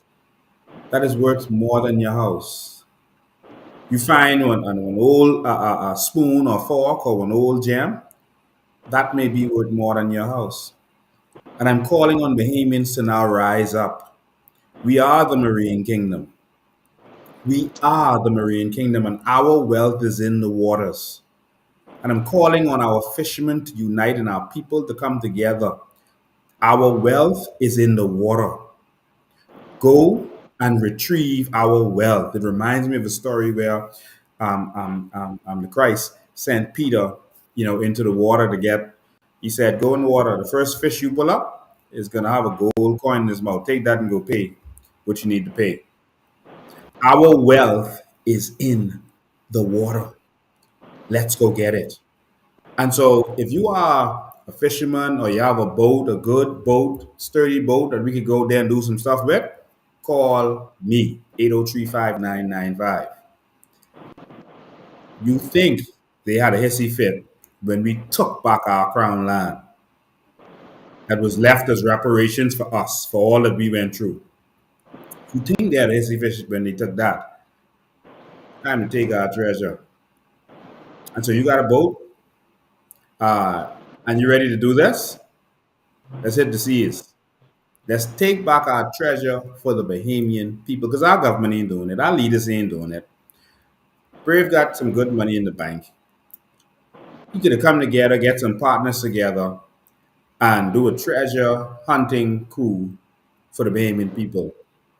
Our government, instead of spending millions on this and millions of that, could have put together some boats, put some Bahamians together, let them invest in this, and we should have been in that water. But guess what they did? They kept that secret from you for all these years.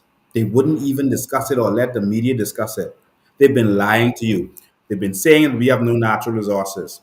They've been saying well, they've been keeping everything else secret while we are broke. We'll be selling dreams. I want to open the phone lines, Ms. Green. I want to open the phone lines now. And I want people to call in and if they have questions or if they want to say something, how do you feel about this? Let's talk. Let's talk. How do you feel about what is going on? How do you feel about what you're hearing? The phone lines are open. You can call. Call, WhatsApp call, please. WhatsApp call that number so we can keep it on the World Wide Web. WhatsApp call that. Bahamian citizens who choose not to stand up and address this issue, what they are saying is that the way that this country is being run is good enough for their kids. This is good enough for their children. Wow. This is our inheritance we're looking at, and we're just spitting it away. We're Wow. spitting it away. There are so many countries around the world that would kill have what we have. Good morning. Wow. Wow. That's stressful just to think about it. It is. And I have a document that I'm going to show you. And again, guys, y'all can call in at any time. 803-5995 is the number. I'm going to share my screen again because I have a document that I want to show you. We have some documents about this treasure. All right, we have some documents that shows the whole breakdown, and we're going to put this document on our website right next to this video. So you go to our website on COI TV page, and anytime we do a live, you're going to see the documents and the evidence about it right there. All right, you're going to see it right there. And so we're going to continue to do that on a weekly basis. All right, but I want to pull up a document. I'm sorry, I have to go and retrieve it first. I want to pull up a document for you. Let me go document out. And this document is an important document because it actually highlights, and we're going to put it on the website, but it highlights, it was put together by the same gentleman, and it highlights everything. It highlights all of the deals that were made. It highlights everywhere that treasure had gone, the people who got their permits, all of the permits that was given out, while we got nothing. This is an interesting document. Let me see if I can pull it up for you. Yeah, I'm gonna pull it up for you now.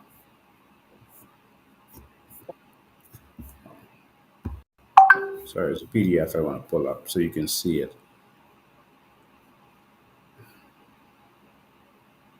Ladies and gentlemen, we have been bamboozled and we've been hoodwinked, and no one is fighting for us. We've been bamboozled and we've been hoodwinked. Lincoln, you can see now why they try to distract us with things that are so new to resolving issues in our country. They're trying to destabilize our country with all of this illegal migration, as well as I guess I don't know. They're trying to destabilize our country. They're trying to keep us busy. They want us to fight amongst each other. They want I think they want a civil war. They want our people to move out of this country. Then I think they want to just slide in and they just want to pick us apart. This country is a gold mine. And if Bahamians don't come together and demand our government be accountable to us and to pay for crimes, there's not going to be a Bahamas left for Bahamians. Wow. And that's the extremely sad part about this whole thing.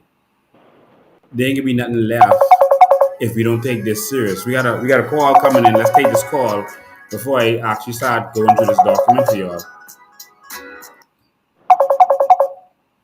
Good afternoon and welcome. Yes, good evening, Mr. Bain. Good evening. And Charlotte, good evening. Listen, man, boy, listen, I'm very disturbed as a Bahamian listening to the gentleman doing this presentation. I feel that what should happen, a commission of inquiry should be called to look into the matters from 1974 to the present time, because based on what he's saying, it's obvious a lot of corruption and underhand work was happening. And with the commission of inquiry, they would call certain people internationally and locally, and they would have to answer some questions. Yeah. I 100% agree, and we're going to definitely call for a commission of inquiry on that. We're definitely going to call for a commission of inquiry. And listen, time for us to get in some boats and go there and take what's ours, man. That's the most important thing. We got to get out there on those boats and get our treasure back. I agree with you now. I agree with you. But then a lot of stuff that was taken already, I think we could get some of that back too. Yes. It ain't too late for that. Yeah. You know, so we can look at both. Avenues. But it's mind-boggling. It's unbelievable that our people would have been treated in this manner. Wow. All right, thank you for calling, man. Yes, sir, thank you. All right. And so I know how you feel. Again, you can call it 35995. It's like there's no value to being a Bahamian when we should be walking around with gold passports. Wow.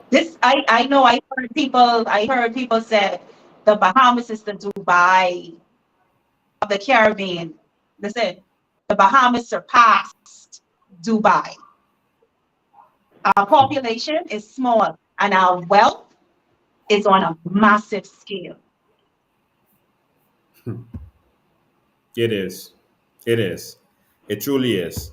All right. So I have a document I'm going to show you in a second. Let me pull this up for you. Here it is. This document here is what the gentleman put together. This document actually, this shows the rape and robbery of our country. This shows how everything that went through this hemisphere had to come to our country because of how the shipping routes are. Much of the gold was stored in Cuba, but when they was ready to take it back to Spain, they had to pass through the Bahamas in order to do that. And so many of them were shipwrecked. And so our waters are full of treasure. They didn't teach you about this. They kept this secret.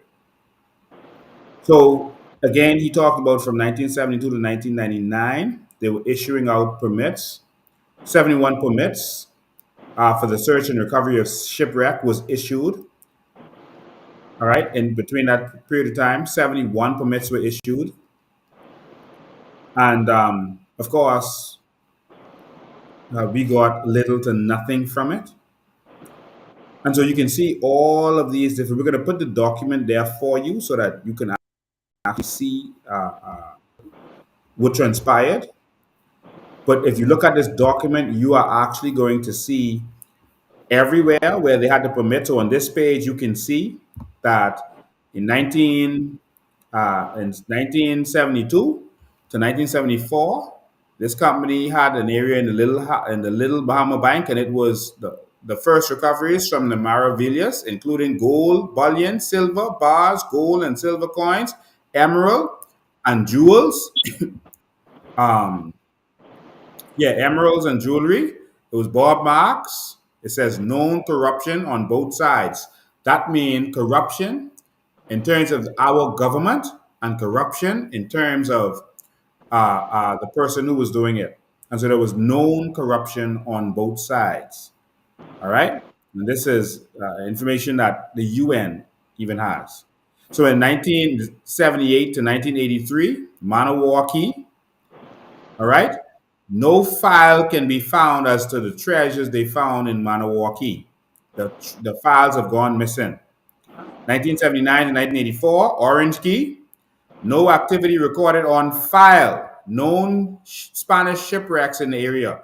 So they found the ships and they didn't even report it. They just took it. So the permit from 1979 1981 for Key Lobos, no activity recorded on file. The files disappeared. January 1980 to 1982, Lucaya Beach. Lucaya. Some survey, no recoveries indicated on file. December 1980 to January, December to January 1980, Ragged Island, no activity recorded on file. So in other words, they just didn't make any record of what was found. They just took it. April 81 to April 82, North Bimini, some gold and silver coins recovered, allegedly to be offloaded in Palm Beach. It's time to open up an inquiry. 1981-83, Harbor Key. No file can be found. The file disappeared. And so did the treasure. Gorda Key, 81 to 84. The file disappeared. 82 to 84, Lucaya Beach again. The file disappeared. The file disappeared. All right? And so, continuing, May 82 to 84, file disappeared. That's in Memory Rock. And then 82 to 85, Little Bahama Bank. It says extremely complex file regarding allegations, disputes, denials, lawsuits, charges, and counter charges by committing salvers in Maravilla area, limited recoveries. And so this one was so scandalous that it was mind-blowing. Guess what? Not one of these was in the news. No, not one. You never even heard of this. While they were getting permits, we didn't even know that there was permits to get. We continue. In 79-84 Orange Key again, 79-84, no activity recorded on file, known Spanish wrecks in the area. 79-81, same thing. That's in Key Labos.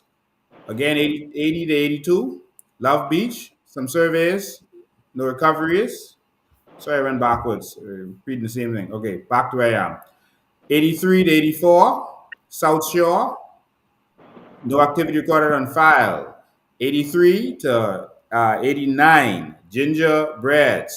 Files contain extensive documentation, including incriminating photographs concerning falsified records and unreported artifacts, extensive recoveries, said to be from wrecks of 1880 and Spanish galleon Santa Rosa. Guess what we get? Nothing. July 1983 to 84, Great Guanakee. Field work conducted, but no recoveries indicated on file. That means they take it and gone. What was that? Did I skip? Go back. Okay, Great Guanakee. Moselle Bank, Key Sal, and Settlement Point. Again, the files cannot be found. The files cannot be found. And so I'm going to skip over to the next one. Go to page 6. Spend the evening with me because we always bring the documents. And so Little Bahama Bank, 84 to 96. Wow, 12 years. And we never heard of this. Extensive recoveries of high value, y'all. Government received no artifacts, only $328,000 from the sales. You heard him mention this. Extensive recovery of high value. I told you about this fine in 86. This was worth over $1 billion in that day. $1.6 billion, I think it was in that day. Which is much more in this day. 85 to 86, Memory Rock, cannon found, permit canceled by Salva, no reason given. So, so they went, they found the ship, they tell them, hey, we only find a cannon, but we ain't want to permit no more. See you later, hey, we gone. And so they cancel their permit, so they don't have to pay no more, and they gone. They say they gone. So in other words, they took the whole find and disappear so they don't have to give the government nothing. And say, listen, we only find a cannon. That ain't worth nothing, that's just a cannon. And our little leaders, you know, who didn't have that kind of international experience. You remember what happened to them with the Aragonite? They got tricked. Well, they got tricked a lot with the treasure too, and they got paid off a lot. 86 to September to October 86, Highburn Key. Research project, extensive archaeological research by Texas A&M. However, the government does not have in its files what was recovered and any final reports. That one gone missing too. 86 to 97, Stranger Key. Many artifacts recovered. No share to government. Discovered a U.S. Civil War supply ship. They didn't give the government nothing. 89 to 97, field work and recoveries completed. Difficult to say what came from where. Artifacts are undivided, confused by false claims of platinum cannons. 90 to 99, Great Bahama Bank. Numerous cannons are removed from multiple sites, works conducted without government representatives. 90 to 91, field work conducted and shipwrecks mentioned, but no locations, no recoveries included in the file. That's Little Bahama Bank. This would be been going through as a country. That's what I'm going to read. Again, we're going to put this on our website. Right there under the video, you'll be able to see it right there. Next page. 90 to 99, extensive archaeological excavations with proper inventory, conservation, and report writing. Mel Fisher Maritime Heritage Society, that's the best case that we have had. But they don't say what the Bahamas got and what we get from it. 1991, Elbow Key. Somebody's on the line. Let me answer this call and see if they're trying to call in. I'll continue. Good afternoon. Welcome. You are live. Good afternoon. Good afternoon. You're live. Good night, Mr. Bean. Good night. How you doing? Good night, my leader and my chairman. Thank you. You're doing a good job, Mr. Camp. Thank you. I loving it. Thank you. God is good. Keep the good work. Thank you. God bless you. All right.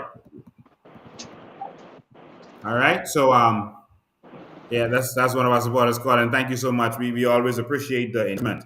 So I'm gonna keep reading this. You gotta see this. See, we coming with facts.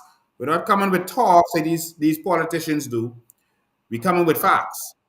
All right. So 1991 to 1994, in Naguas, located 2 shipwrecks with over 60 cannons. These cannons are extremely valuable, by the way. No recoveries indicated on file. All right. So there was 2 shipwrecks. They had over 60 cannons alone in these 2 shipwrecks, but they ain't put no recovery on the file, including the cannons. Group constantly writes government for permission to excavate. Rumors persist that the site was extensively illegally salvaged, and the group looking for legitimacy to sell artifacts. All right. So in other words, they went there, they got the stuff, and they took all the stuff, and then they keep asking the government for permission to do it. And in asking for permission to do it, that's how they're going to be able to actually sell it and have legitimacy for where they got the stuff from. We're going to take this other call. Good afternoon and welcome. You are live. Good afternoon, Mr. Bain and Miss Green.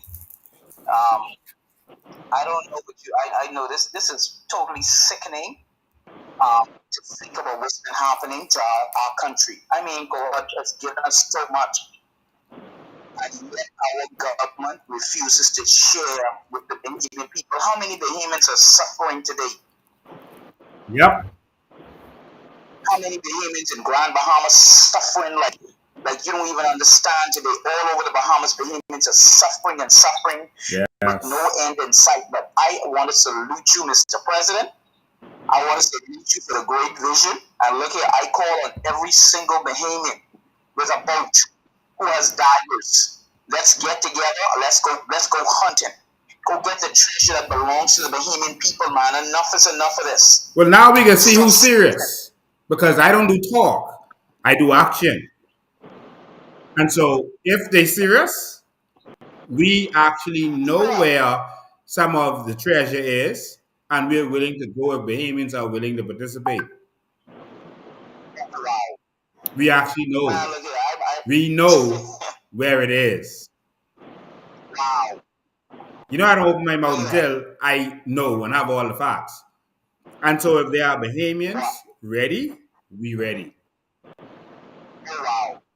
I'm just calling on every Bahamian with a boat, with a heart, to go get our treasure. I mean, you can't make it no easier than that. We have it right there sitting. Other people have come, they've taken the treasure, and they went running. So they don't have to wait on the government anymore. Mr. Bean, I want to salute you, salute the COI for the vision, for the mindset to get up and take possession of our inheritance. Everybody with the boat, real boat now. I don't think they're here, but whoever divers, get together, Bahamians. We don't have to be broke anymore. Awesome job. Thank you. God bless you. All right. All right. We have another call. We're going to go straight to it. Okay, let's see if we can get that. Ringing. The caller, you may have to call back. It's not going through. Caller, you can call right back. We were trying to answer, but it wasn't going through on the phone. It was going through on the computer. Yeah, listen, we are serious and ready. Okay, we're going to answer this. Good afternoon and welcome. Good afternoon, welcome. You're live. Yes, good night, my brother. Good night. Mr. President. How you doing? There's something so fishy about the government saying not charging those persons with luxury pleasure boats coming into our shores. Yeah. Why would the government not put tax on them coming into our shores? I believe that our Bahamas government is in cahoots with these companies, with these boat owners, to really surf our waters.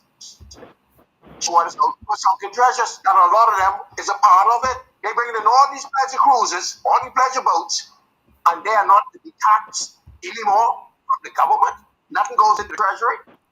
Wow. But when they come into our country, they get docked at a marina, but it's more than that. Wow. I believe that it is more than that.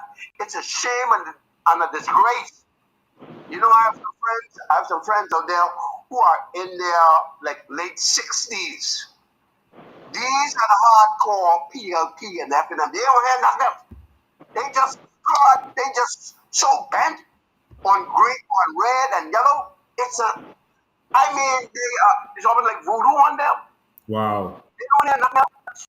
They don't have nobody else. It's just all they be looking on, I have so fortunate them to help them, and I want them to see the picture that they have a leader who wants everyone to have. We're not looking for leaders. We're not looking for leaders to let them. Bahamas, the Bahamian people are looking for a leader for the Bahamas and its people and its country and what we all deserve. Yeah. And Mr. Bain, my brother, Mr. President, you are that person. We will continue to pray for you. God bless you. Thank you, man. God bless you too. God bless you. Lincoln, Yes. the Bain. Yes, It go seems ahead. like everyone is withdrawing from our Bahama banks. Everyone is withdrawing from our resources except the Bahamian people. And I mean, I guess we have to create a different word for this because, like I said, this is beyond sickening. And the more you read or the more you watch the documentaries in reference to the treasures, it makes you sick. Just hold on one second. Let me just get the call while it's coming through. Just hold on one sec. Good afternoon. Welcome. Okay, we lost that person. Let me call them back. That's Jillian Bartlett. We normally lose her when she calls it. I don't know what's happening with her phone. Now, Bahamians, y'all need to go make sure and take some swimming lessons now. So a lot of us can't swim. Okay, we miss her. She was trying to call in. Go ahead. You can finish your point. Yeah, like I was saying, you know, we call it the Bahama banks. We call it the Sand banks. Everyone's withdrawing from the banks except the Bahamian people. Wow. Wow. Hold on. Let me take this call. Good afternoon. Welcome. We keep losing them. I don't know if they keep touching the button. I don't know what happened. Let me try call them one more time.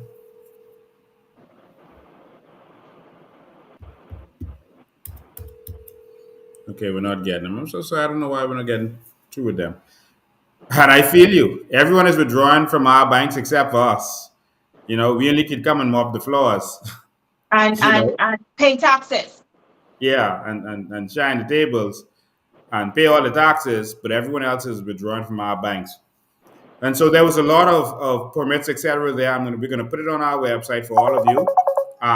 Let me try to get this person one more time. I don't know why we can't. It keeps hanging up when we answer. It's happening again. I think that person is doing that. Maybe they're touching the button after we answer. Good afternoon. Welcome. You're live. Hi, Lincoln. Hi. I'm sitting here in a complete coma listening to this information about our wealthy mother tribe. Can you hear me? Yep, I can hear you.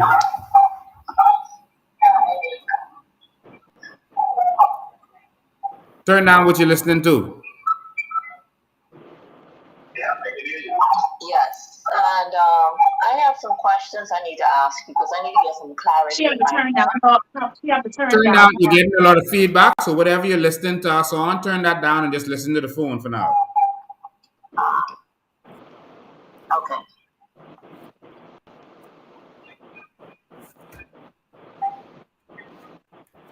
Okay. All right. I have everything turned down. Go ahead. Now you can talk. That's better. Yeah. Okay. I have some questions I need to ask first. So you said between May 82 to February 85. Mm-hmm. And I noticed that which government was the government at the time? That's Progressive Party. For that one you talked about. This is up to 99. This is up to 99 now. Oh, I know, Yeah. I know. I was taking it in the past. Between 84 to 99, which government was in charge? Say it again, I didn't hear you. 82 to 99. 82 to 99 was both the PLP and FM. All right. Okay, I have another question. ask you, once they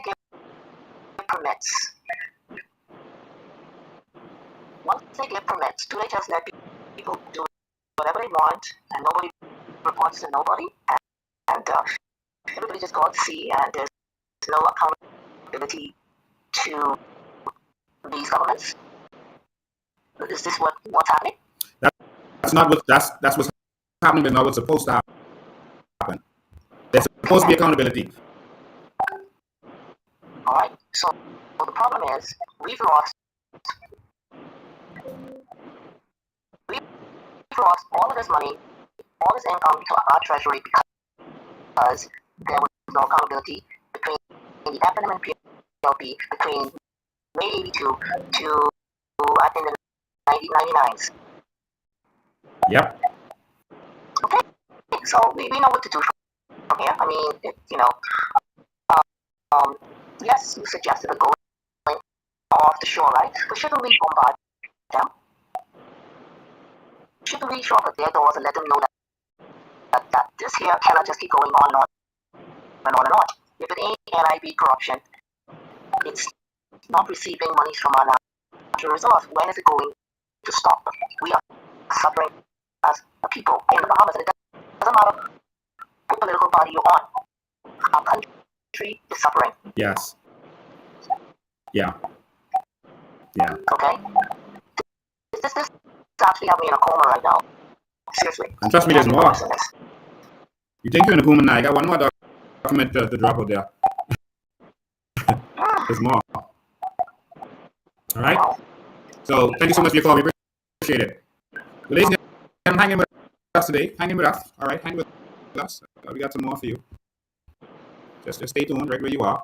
And so we're going to put all of the fines right there. There were 46 where they alleged that they had no recoveries. There were 26 permits with either no recorded field work or no file. The files just disappeared. 19 permits with reported recoveries, but most not divided. All right, which means they didn't share nothing with the government, or account can be given for the facts. Sorry, giving up the artifacts. 2 archaeological projects and 3 projects with division. 1 with cash payout. That's $307,000 when they found over $1 billion worth of stuff. So they found over $1 billion worth of treasure. And they say to the government, hey, we give you $307,000. Y'all take that, put this in your pocket under the table, because that's more.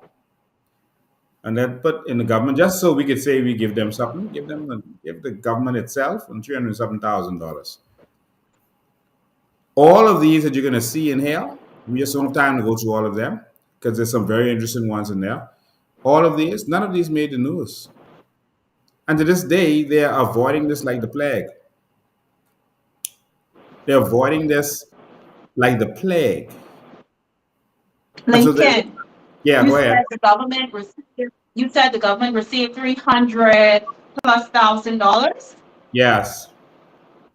The government. Yes, not the people, the Not government. the people. But Yes. the people is the government. Yeah.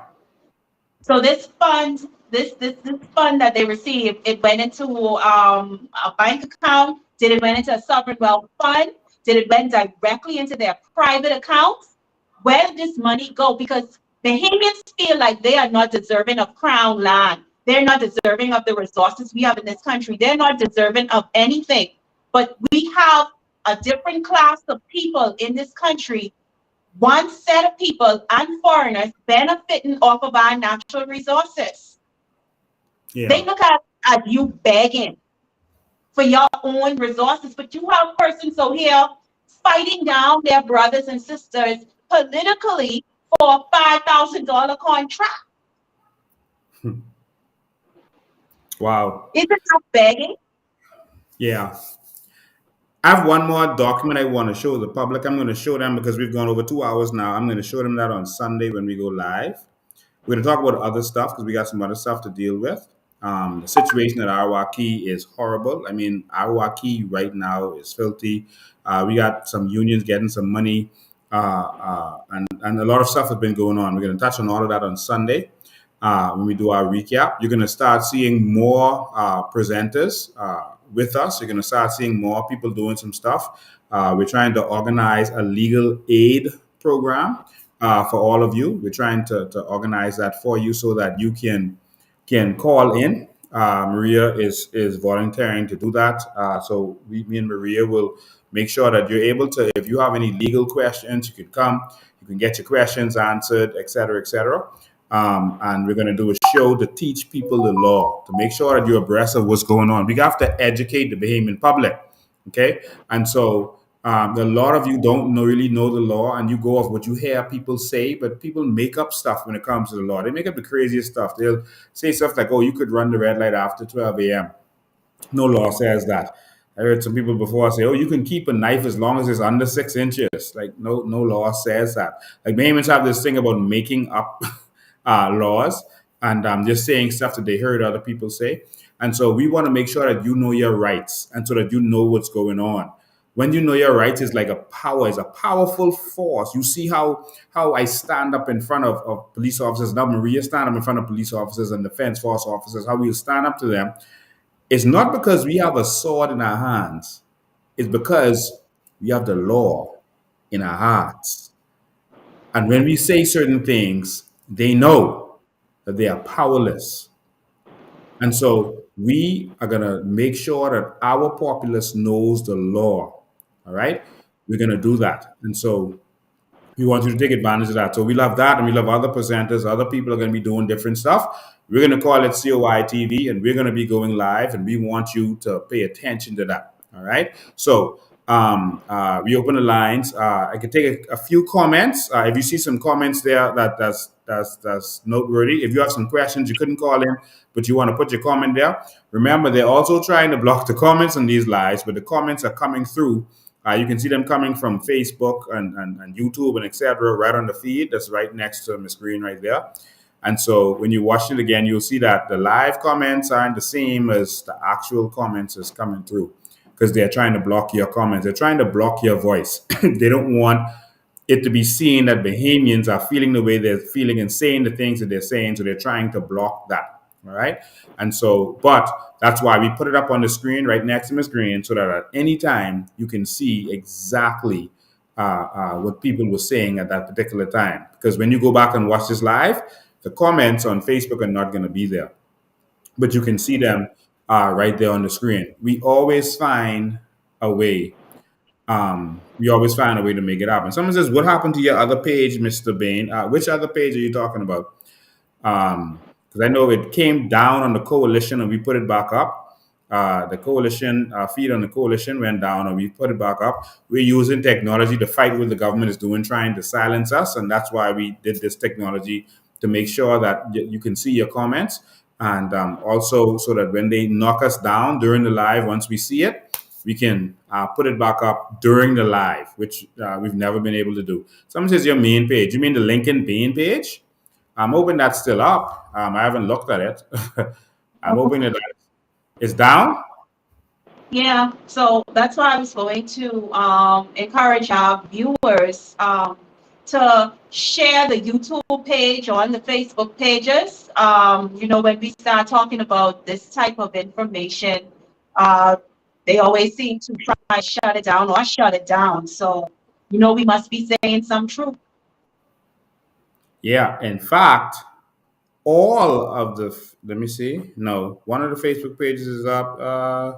No, it's saying it is up. So I don't know why I can't get. Okay, so ladies and gentlemen, this is why we are broadcasting the way we are. This is why we're doing this. They can't stop us. We are everywhere. So make sure I share the message. I'm seeing it on my page, and so maybe y'all aren't seeing it on your end. Yeah, I'm seeing it on my. I can see the page with 20,000 followers. Okay. All right. So it looks like it's up. Someone says it's not up. So for some people it's up. Some people it's not up. That governments have been given certain permission to do certain things and certain access to get certain things. So Marvin Evans, good day, my brother. We see you out there pushing, doing what you're doing every day. He says it's not up. I'm It's looking at not it. It up. says so for some people it's up, for some people it's not up. But guess what? It's always on our website. It's always there, and it's always on the other pages. All right. So if it's not up there, you can go somewhere else to see it. We put this on so many platforms. There's nowhere they can stop us. All right. And It's amazing how our government, our new day government, current and past, are always trying to silence the truth, always keeping the people in the dark. The only thing we are to our leaders is a number. A number. We're not people to them. Just a yeah, number. yeah, Why yeah. suppress this And type it of is sad. information? Yeah. Lincoln is not And on the page. We cannot see it. all right. Well, that means they took it down. I have no idea why they would take it down. But, ladies and gentlemen, like I said, we have put it on all the platforms. Every time we came to talk about this treasure, they've taken down my page from last week. When we were going to talk about it, before we started talking about it, they took down the page. Right when I said, now we're going to talk about the treasure, knocked out. So if the Bahamian people can't see what's going on, then it's on them. All right. If the Bahamian people can't see, then it's on them. Let's take this call. Oh, we lost them. All right. If y'all can't see, and if y'all are gonna allow these political paid trolls to continue to spread gossip and nonsense and all this foolishness, and if y'all gonna allow these governments to fool y'all, then so be it. Someone's Angie Clark says, "I can see your page." All right. So some people can and some people can't. So they're trying to block it. They're using some software to block it, and we're using software to try to override what we're doing. So this is a war. We're right now in the middle of a digital war, a cyber war, to get the information out there. So this is real, and this is happening before your very eyes. A question. I see a question from Diane Hanna. Lincoln, Mhm. can we get an injunction to stop the sale of our natural resources? Yes, we can. Yes, we can get an injunction. Injunction, of course, costs money. Fred Smith and them. Listen, the Haitians put. I heard they put $2,000 each, and it was 177 of them what came together, and they put $2,000 each. Um, to get their injunction out there. All right, to do what they were doing. They weren't playing. All right, it's going to take some money for court, et cetera, et cetera. We already have several court cases we're running right now. We have at least I think 4 or 5 court cases right now that we filed against the government. That's in there, and but we need some injunctions now to deal with our treasure, our natural resources, and all the stuff that's going on. All right. But in the meantime, we don't need to stop Carl Allen from doing what he's doing. He already got his license. He's doing what he's doing. He's getting the treasure because Minutes gave him the license, even though there was a moratorium. We don't know when that moratorium stopped. They didn't even discuss that. This was not in the news. No news reported that this man got his license. He said he got it in 2020. He started. He did an interview, and he said in 2020 is when he started searching in the Bahamas. In 2020, we heard nothing about this. Absolutely nothing. When I started doing the research and seeing what was going on, I was shocked. I revealed it to the Bahamian people. What the government did was call an election because they know that once they call an election, people are going to be so divided by politics. They're just going to pick a side, and the information doesn't matter anymore at that point. Question is, are you going to let them do that to you again? Are you going to let them do that to your family again? We got another call coming in. Good afternoon. Welcome. You're live. This is being used in 2020. They granted permission. I thought that was not it was locked down, man. That was COVID time. What kind of permission does man get? Well, that's what he claims, that in 2020, while we were locked down, is when he started. That's what he claims. That's a matter to look into because we, as far as I know, we was on lockdown. And that was no paper, but no permission granted. That is correct. That is correct. That way, Mr. Minister need to answer the payment people, but that man, when did he grant this man permission? If we have a moratorium on that, it should have come to the public knowledge to say that, okay, we open it up now and we gave this gentleman or number of persons permit to go ahead and salvage and seek treasure, upon the treasure, because I mean, we need to know these things. Yep, I agree. And so we were locked down, and the minister knows was signing deals and doing all this stuff. And guess what? While we were locked down, I was going live and I was letting the people know exactly what is happening. Our people were informing us, but we weren't listening. What else is doing with the main rightly locked down? While we were locked down, I mean, they were doing so many stuff. They had the illegal immigrants doing what they want to do. There was so much happening. It will take us weeks to really sit down and just list to you the stuff that Minister and them was doing while we were locked down. Wow.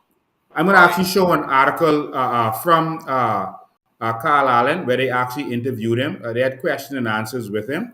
I'm just going to talk about that for a minute. I have another document I want to release to show persons. I'm going to release that document on Sunday.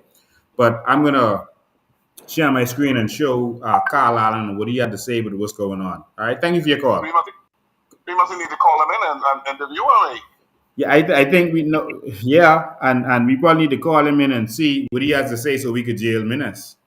Because Minas definitely. Jail somebody. Yeah, Minas needs to be jailed over this. Well, somebody, I know it's Minas, but somebody need to go to jail. Yeah. Yeah. So, all right, thank you. Okay, good night. So, ladies and gentlemen, let me show you Carl Allen what he had to say. I mean, like I said, every single news media out there is covering this stuff, and we are not paying attention to it. Our news media is hiding this stuff. They're not saying anything about this. No real questions to the governments. And all the governments keep doing is changing hands every couple of years. So you stop thinking about them. You start thinking about the other crew. That's all they do. Let me see if I can pull this window up with Carl Allen. I want y'all to see that these fellas are talking. They're not hiding. It's just our media not saying nothing. Our government not saying nothing. That's it. All right, just trying to pull this up for you. Ms. Green, you could read a couple of them comments while I'm pulling this up. It's going slow for me. I don't know why. Sure.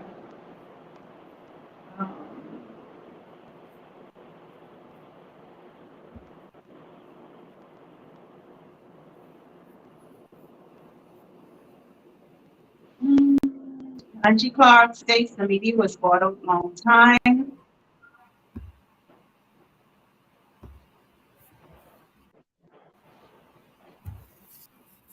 Dylan Gomez states, this is the Facebook with a comment. I am sad to say that our country is going so fast, Lincoln. It's going so fast.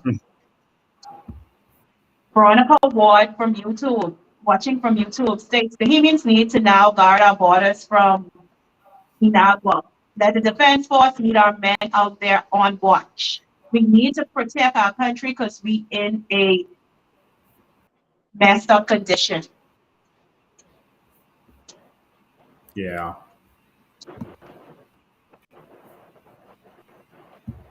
All right. I think I'm going to be able to pull it up now. Yes. We should keep going while I'm pulling it up. Dylan Gomez from YouTube, watching from YouTube, says that it's the research equipment that we need to get. We have the boats, we have the divers. It's the equipment, the research equipment.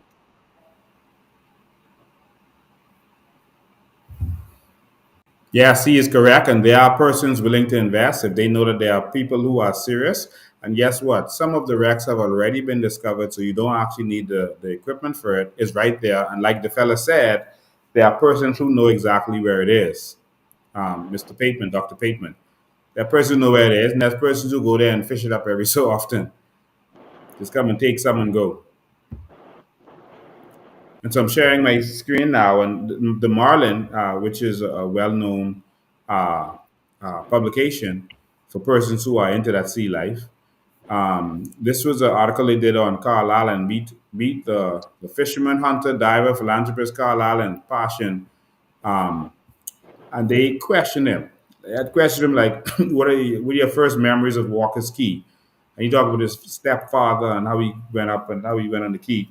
Uh, they asked him, how did you come to own the island? Because he bought Walker's Key.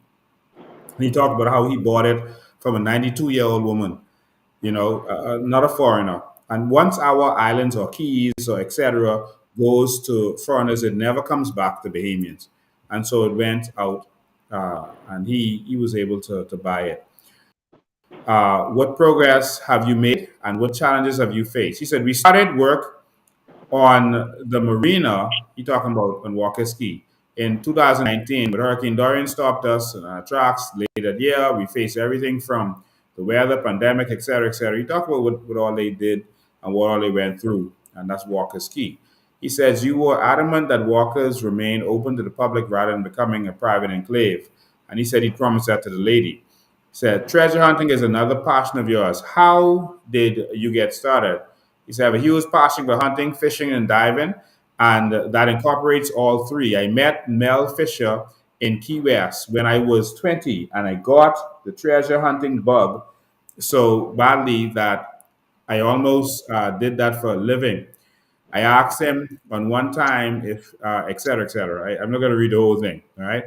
So they talk about some find or whatever and what made him got interested. He said, find anything interesting? That's the question. The answer, so far we've brought up silver, gold coins, amethyst. That is, of course, the very valuable uh, I don't know what to call it, but kind of you could call it excretion of whales. That's very valuable. Emeralds, anchors, and a cannon. Lots of musket balls. The biggest find was an emerald encrusted brooch. That's pretty amazing. And we also found an intricately carved gold chain that's about 11 feet long. The story is that King Philip IV was losing Spanish wars in the Netherlands, France, and England. So this ship was part of a fully laden treasure fleet heading back home to pay for it all. The king was also in failing health, so he asked the Pope how to make it to heaven after his death. The Pope said Philip should deliver to the Vatican a life-size statue of the Madonna and Jesus made from solid gold. We believe the statue could have been aboard Maravillas. It would present one of the most significant finds in the world. Um, and so these are some of the questions he was asked. And we want you to go out there and do your research. There's a lot of information out there. He talks a lot more than I just read. But there's a lot of stuff out there. He did video interviews, he did written interviews. He talked about how he started doing this whole thing in 2020, with the treasure and stuff like that. That's when he started initially. And so everyone all over the place is talking about this. If you go on Forbes, Bloomberg, all over Europe, everyone is talking about this. How is it that Bahamians are not? And this is the same thing I said to you as relates to the Ragonite. The whole is running out of sand. Everyone is talking about the sand and that situation. And the UN started putting certain things in place for certain countries to stop touching their sand because they're running out. It's the most used natural resource in the world, but only us is not talking about it. Bahamas, if y'all ain't wake up yet, I don't know what to say. I don't know what to say.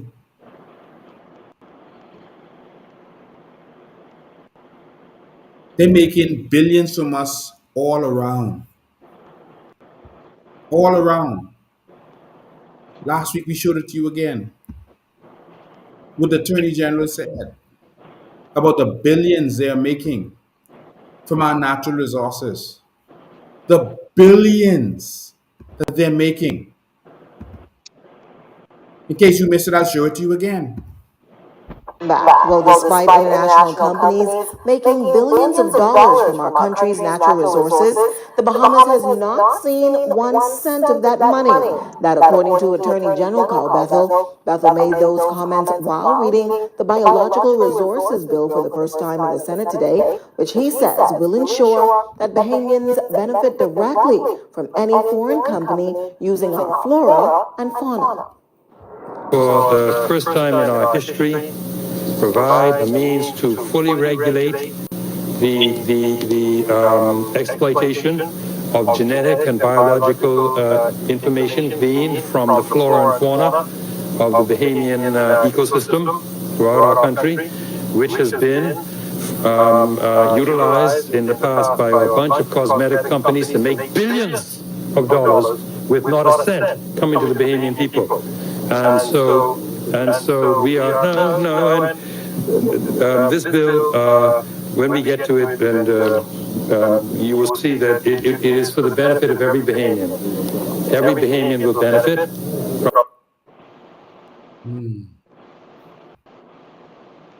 Again, Ms. Green, how does this make you feel?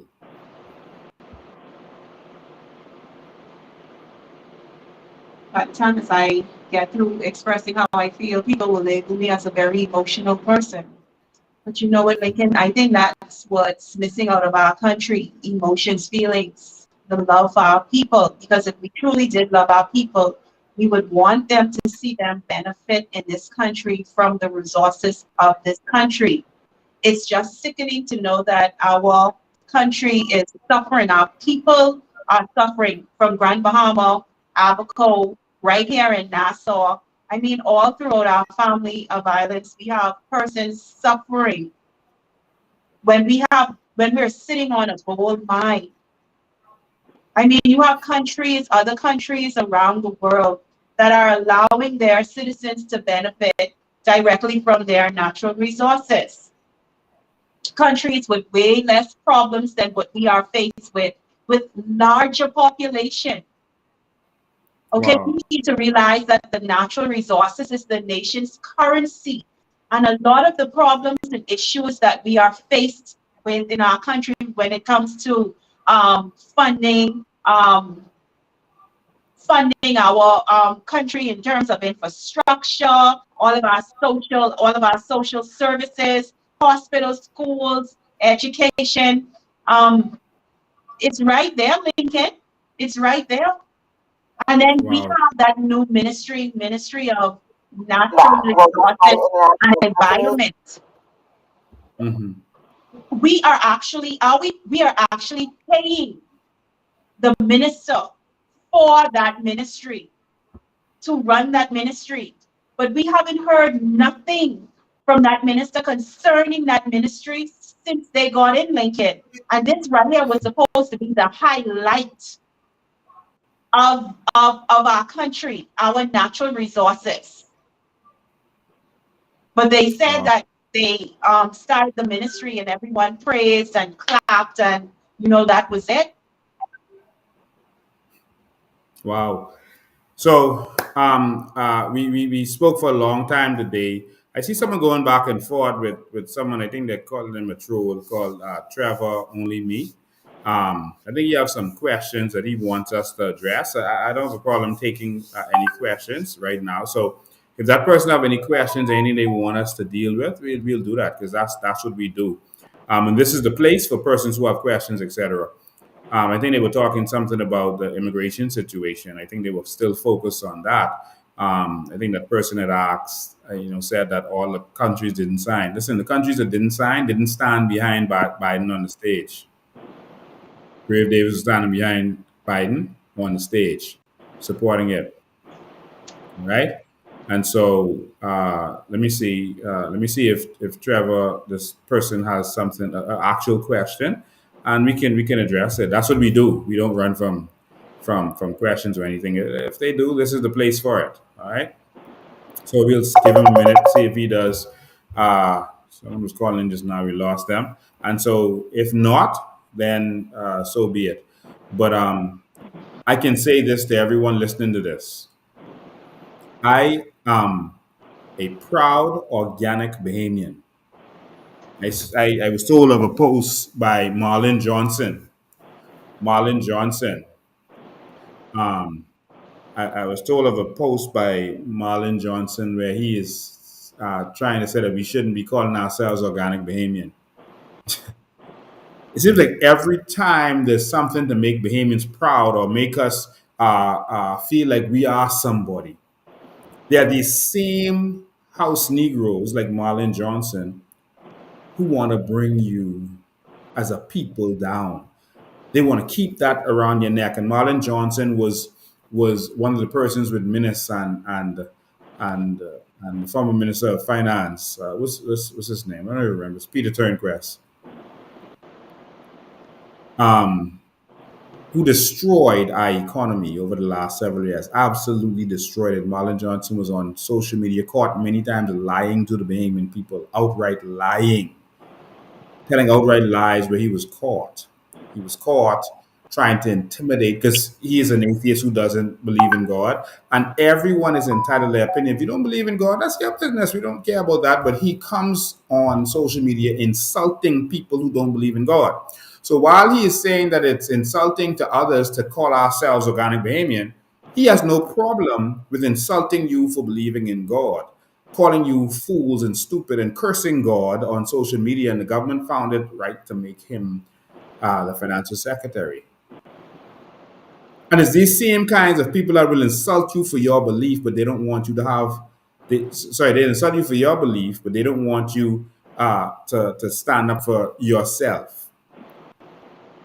I am an organic Bahamian, and so Louis George shared his post and said Lincoln should read this or whatever. Louis George, you are a traitor to this country. I am not interested in the word of Marlon Johnson, who was instrumental in destroying this country over the last 4 years, who is instrumental, who does not believe in God and went about insulting other persons. And I'm not interested in anything that you have to say, Luby, who also doesn't believe in God. And again, we don't have a problem with anyone who doesn't believe in God. We have followers who don't believe in God. That's between you and your God or the not God. That's between y'all. But when you are coming out and insulting other people and calling them stupid and fools for what they believe in, etc., then that's on you. All right?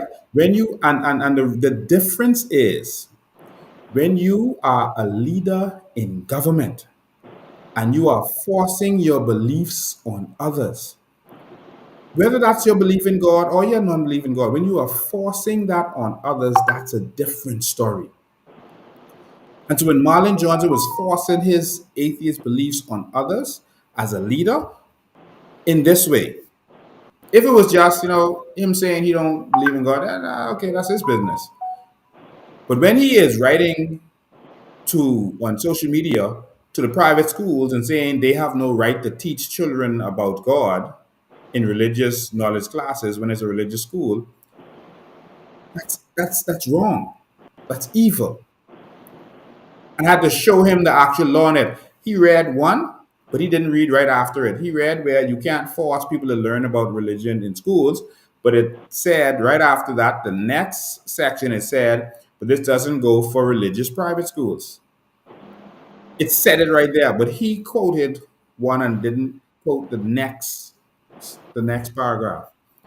And this is the evil kind of people that we have in place who disagree with everything that could benefit us as a people.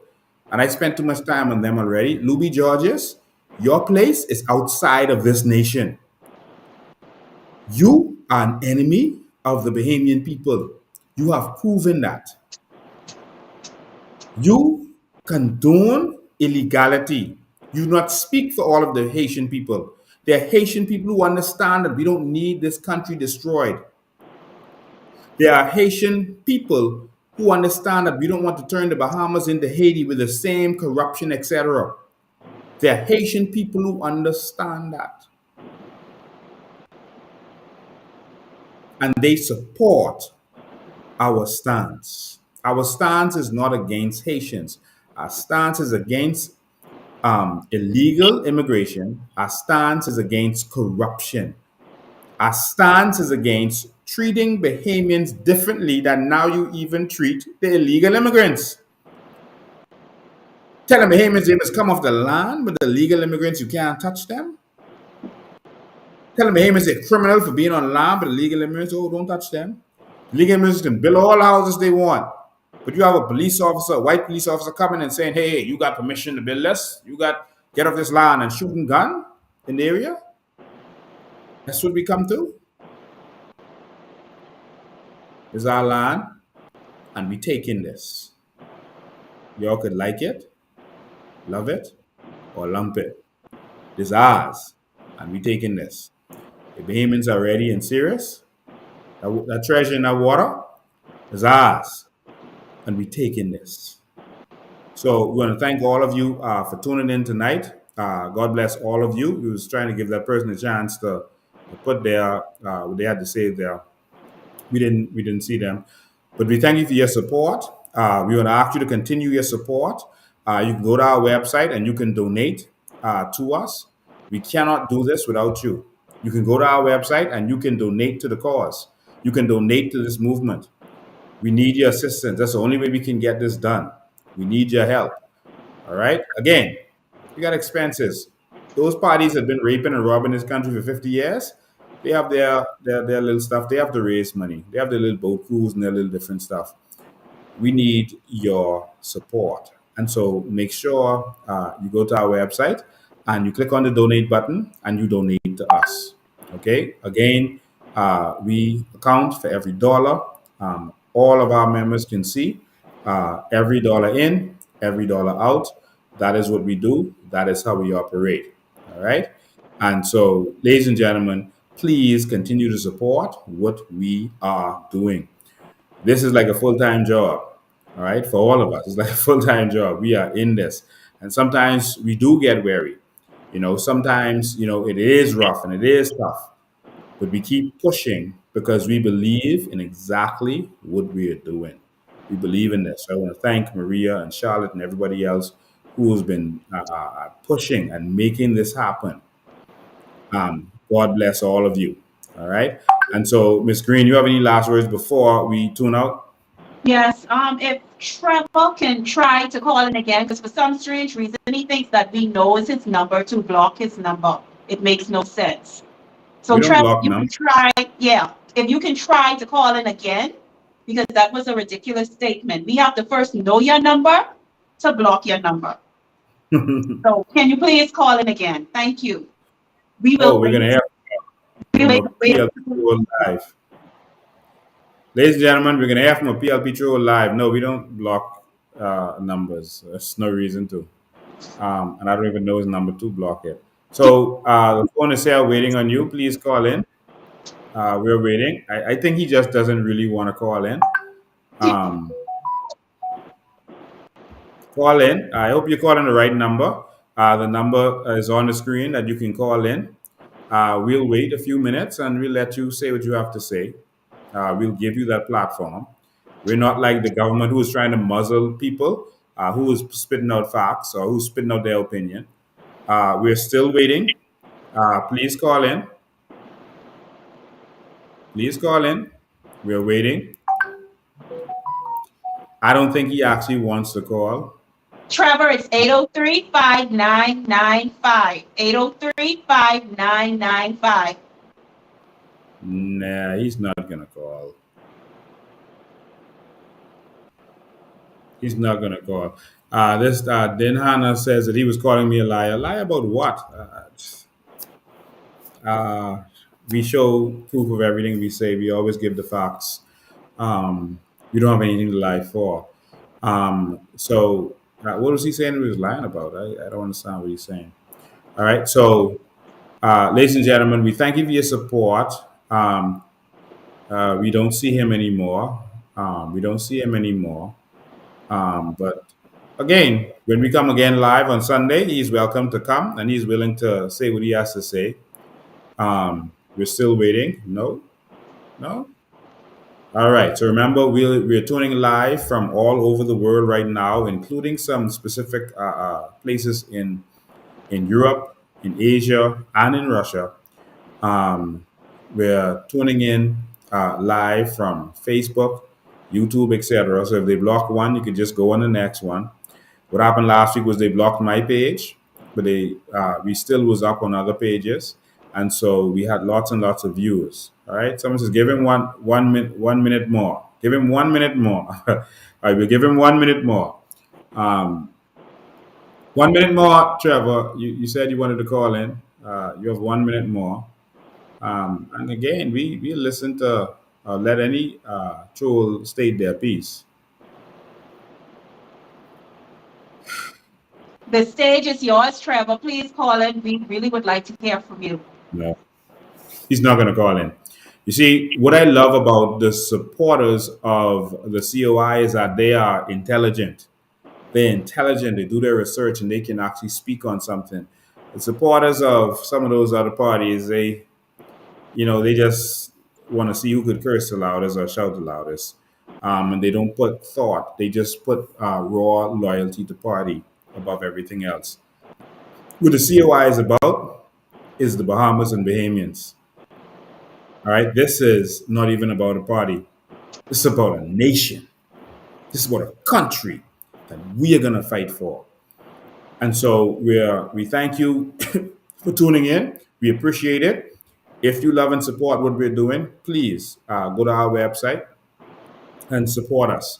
You can click on the donate button and support us. We're going to put these documents up on the website. Once this live goes down, we're going to go and put them up, and so you can see some of the documents that we were talking about tonight in its entirety, and you can even download them and have them. All right. So we want to thank all of you for tuning in. Listen, ladies and gentlemen, we want you to know and understand, that change is definitely not coming. That change is there.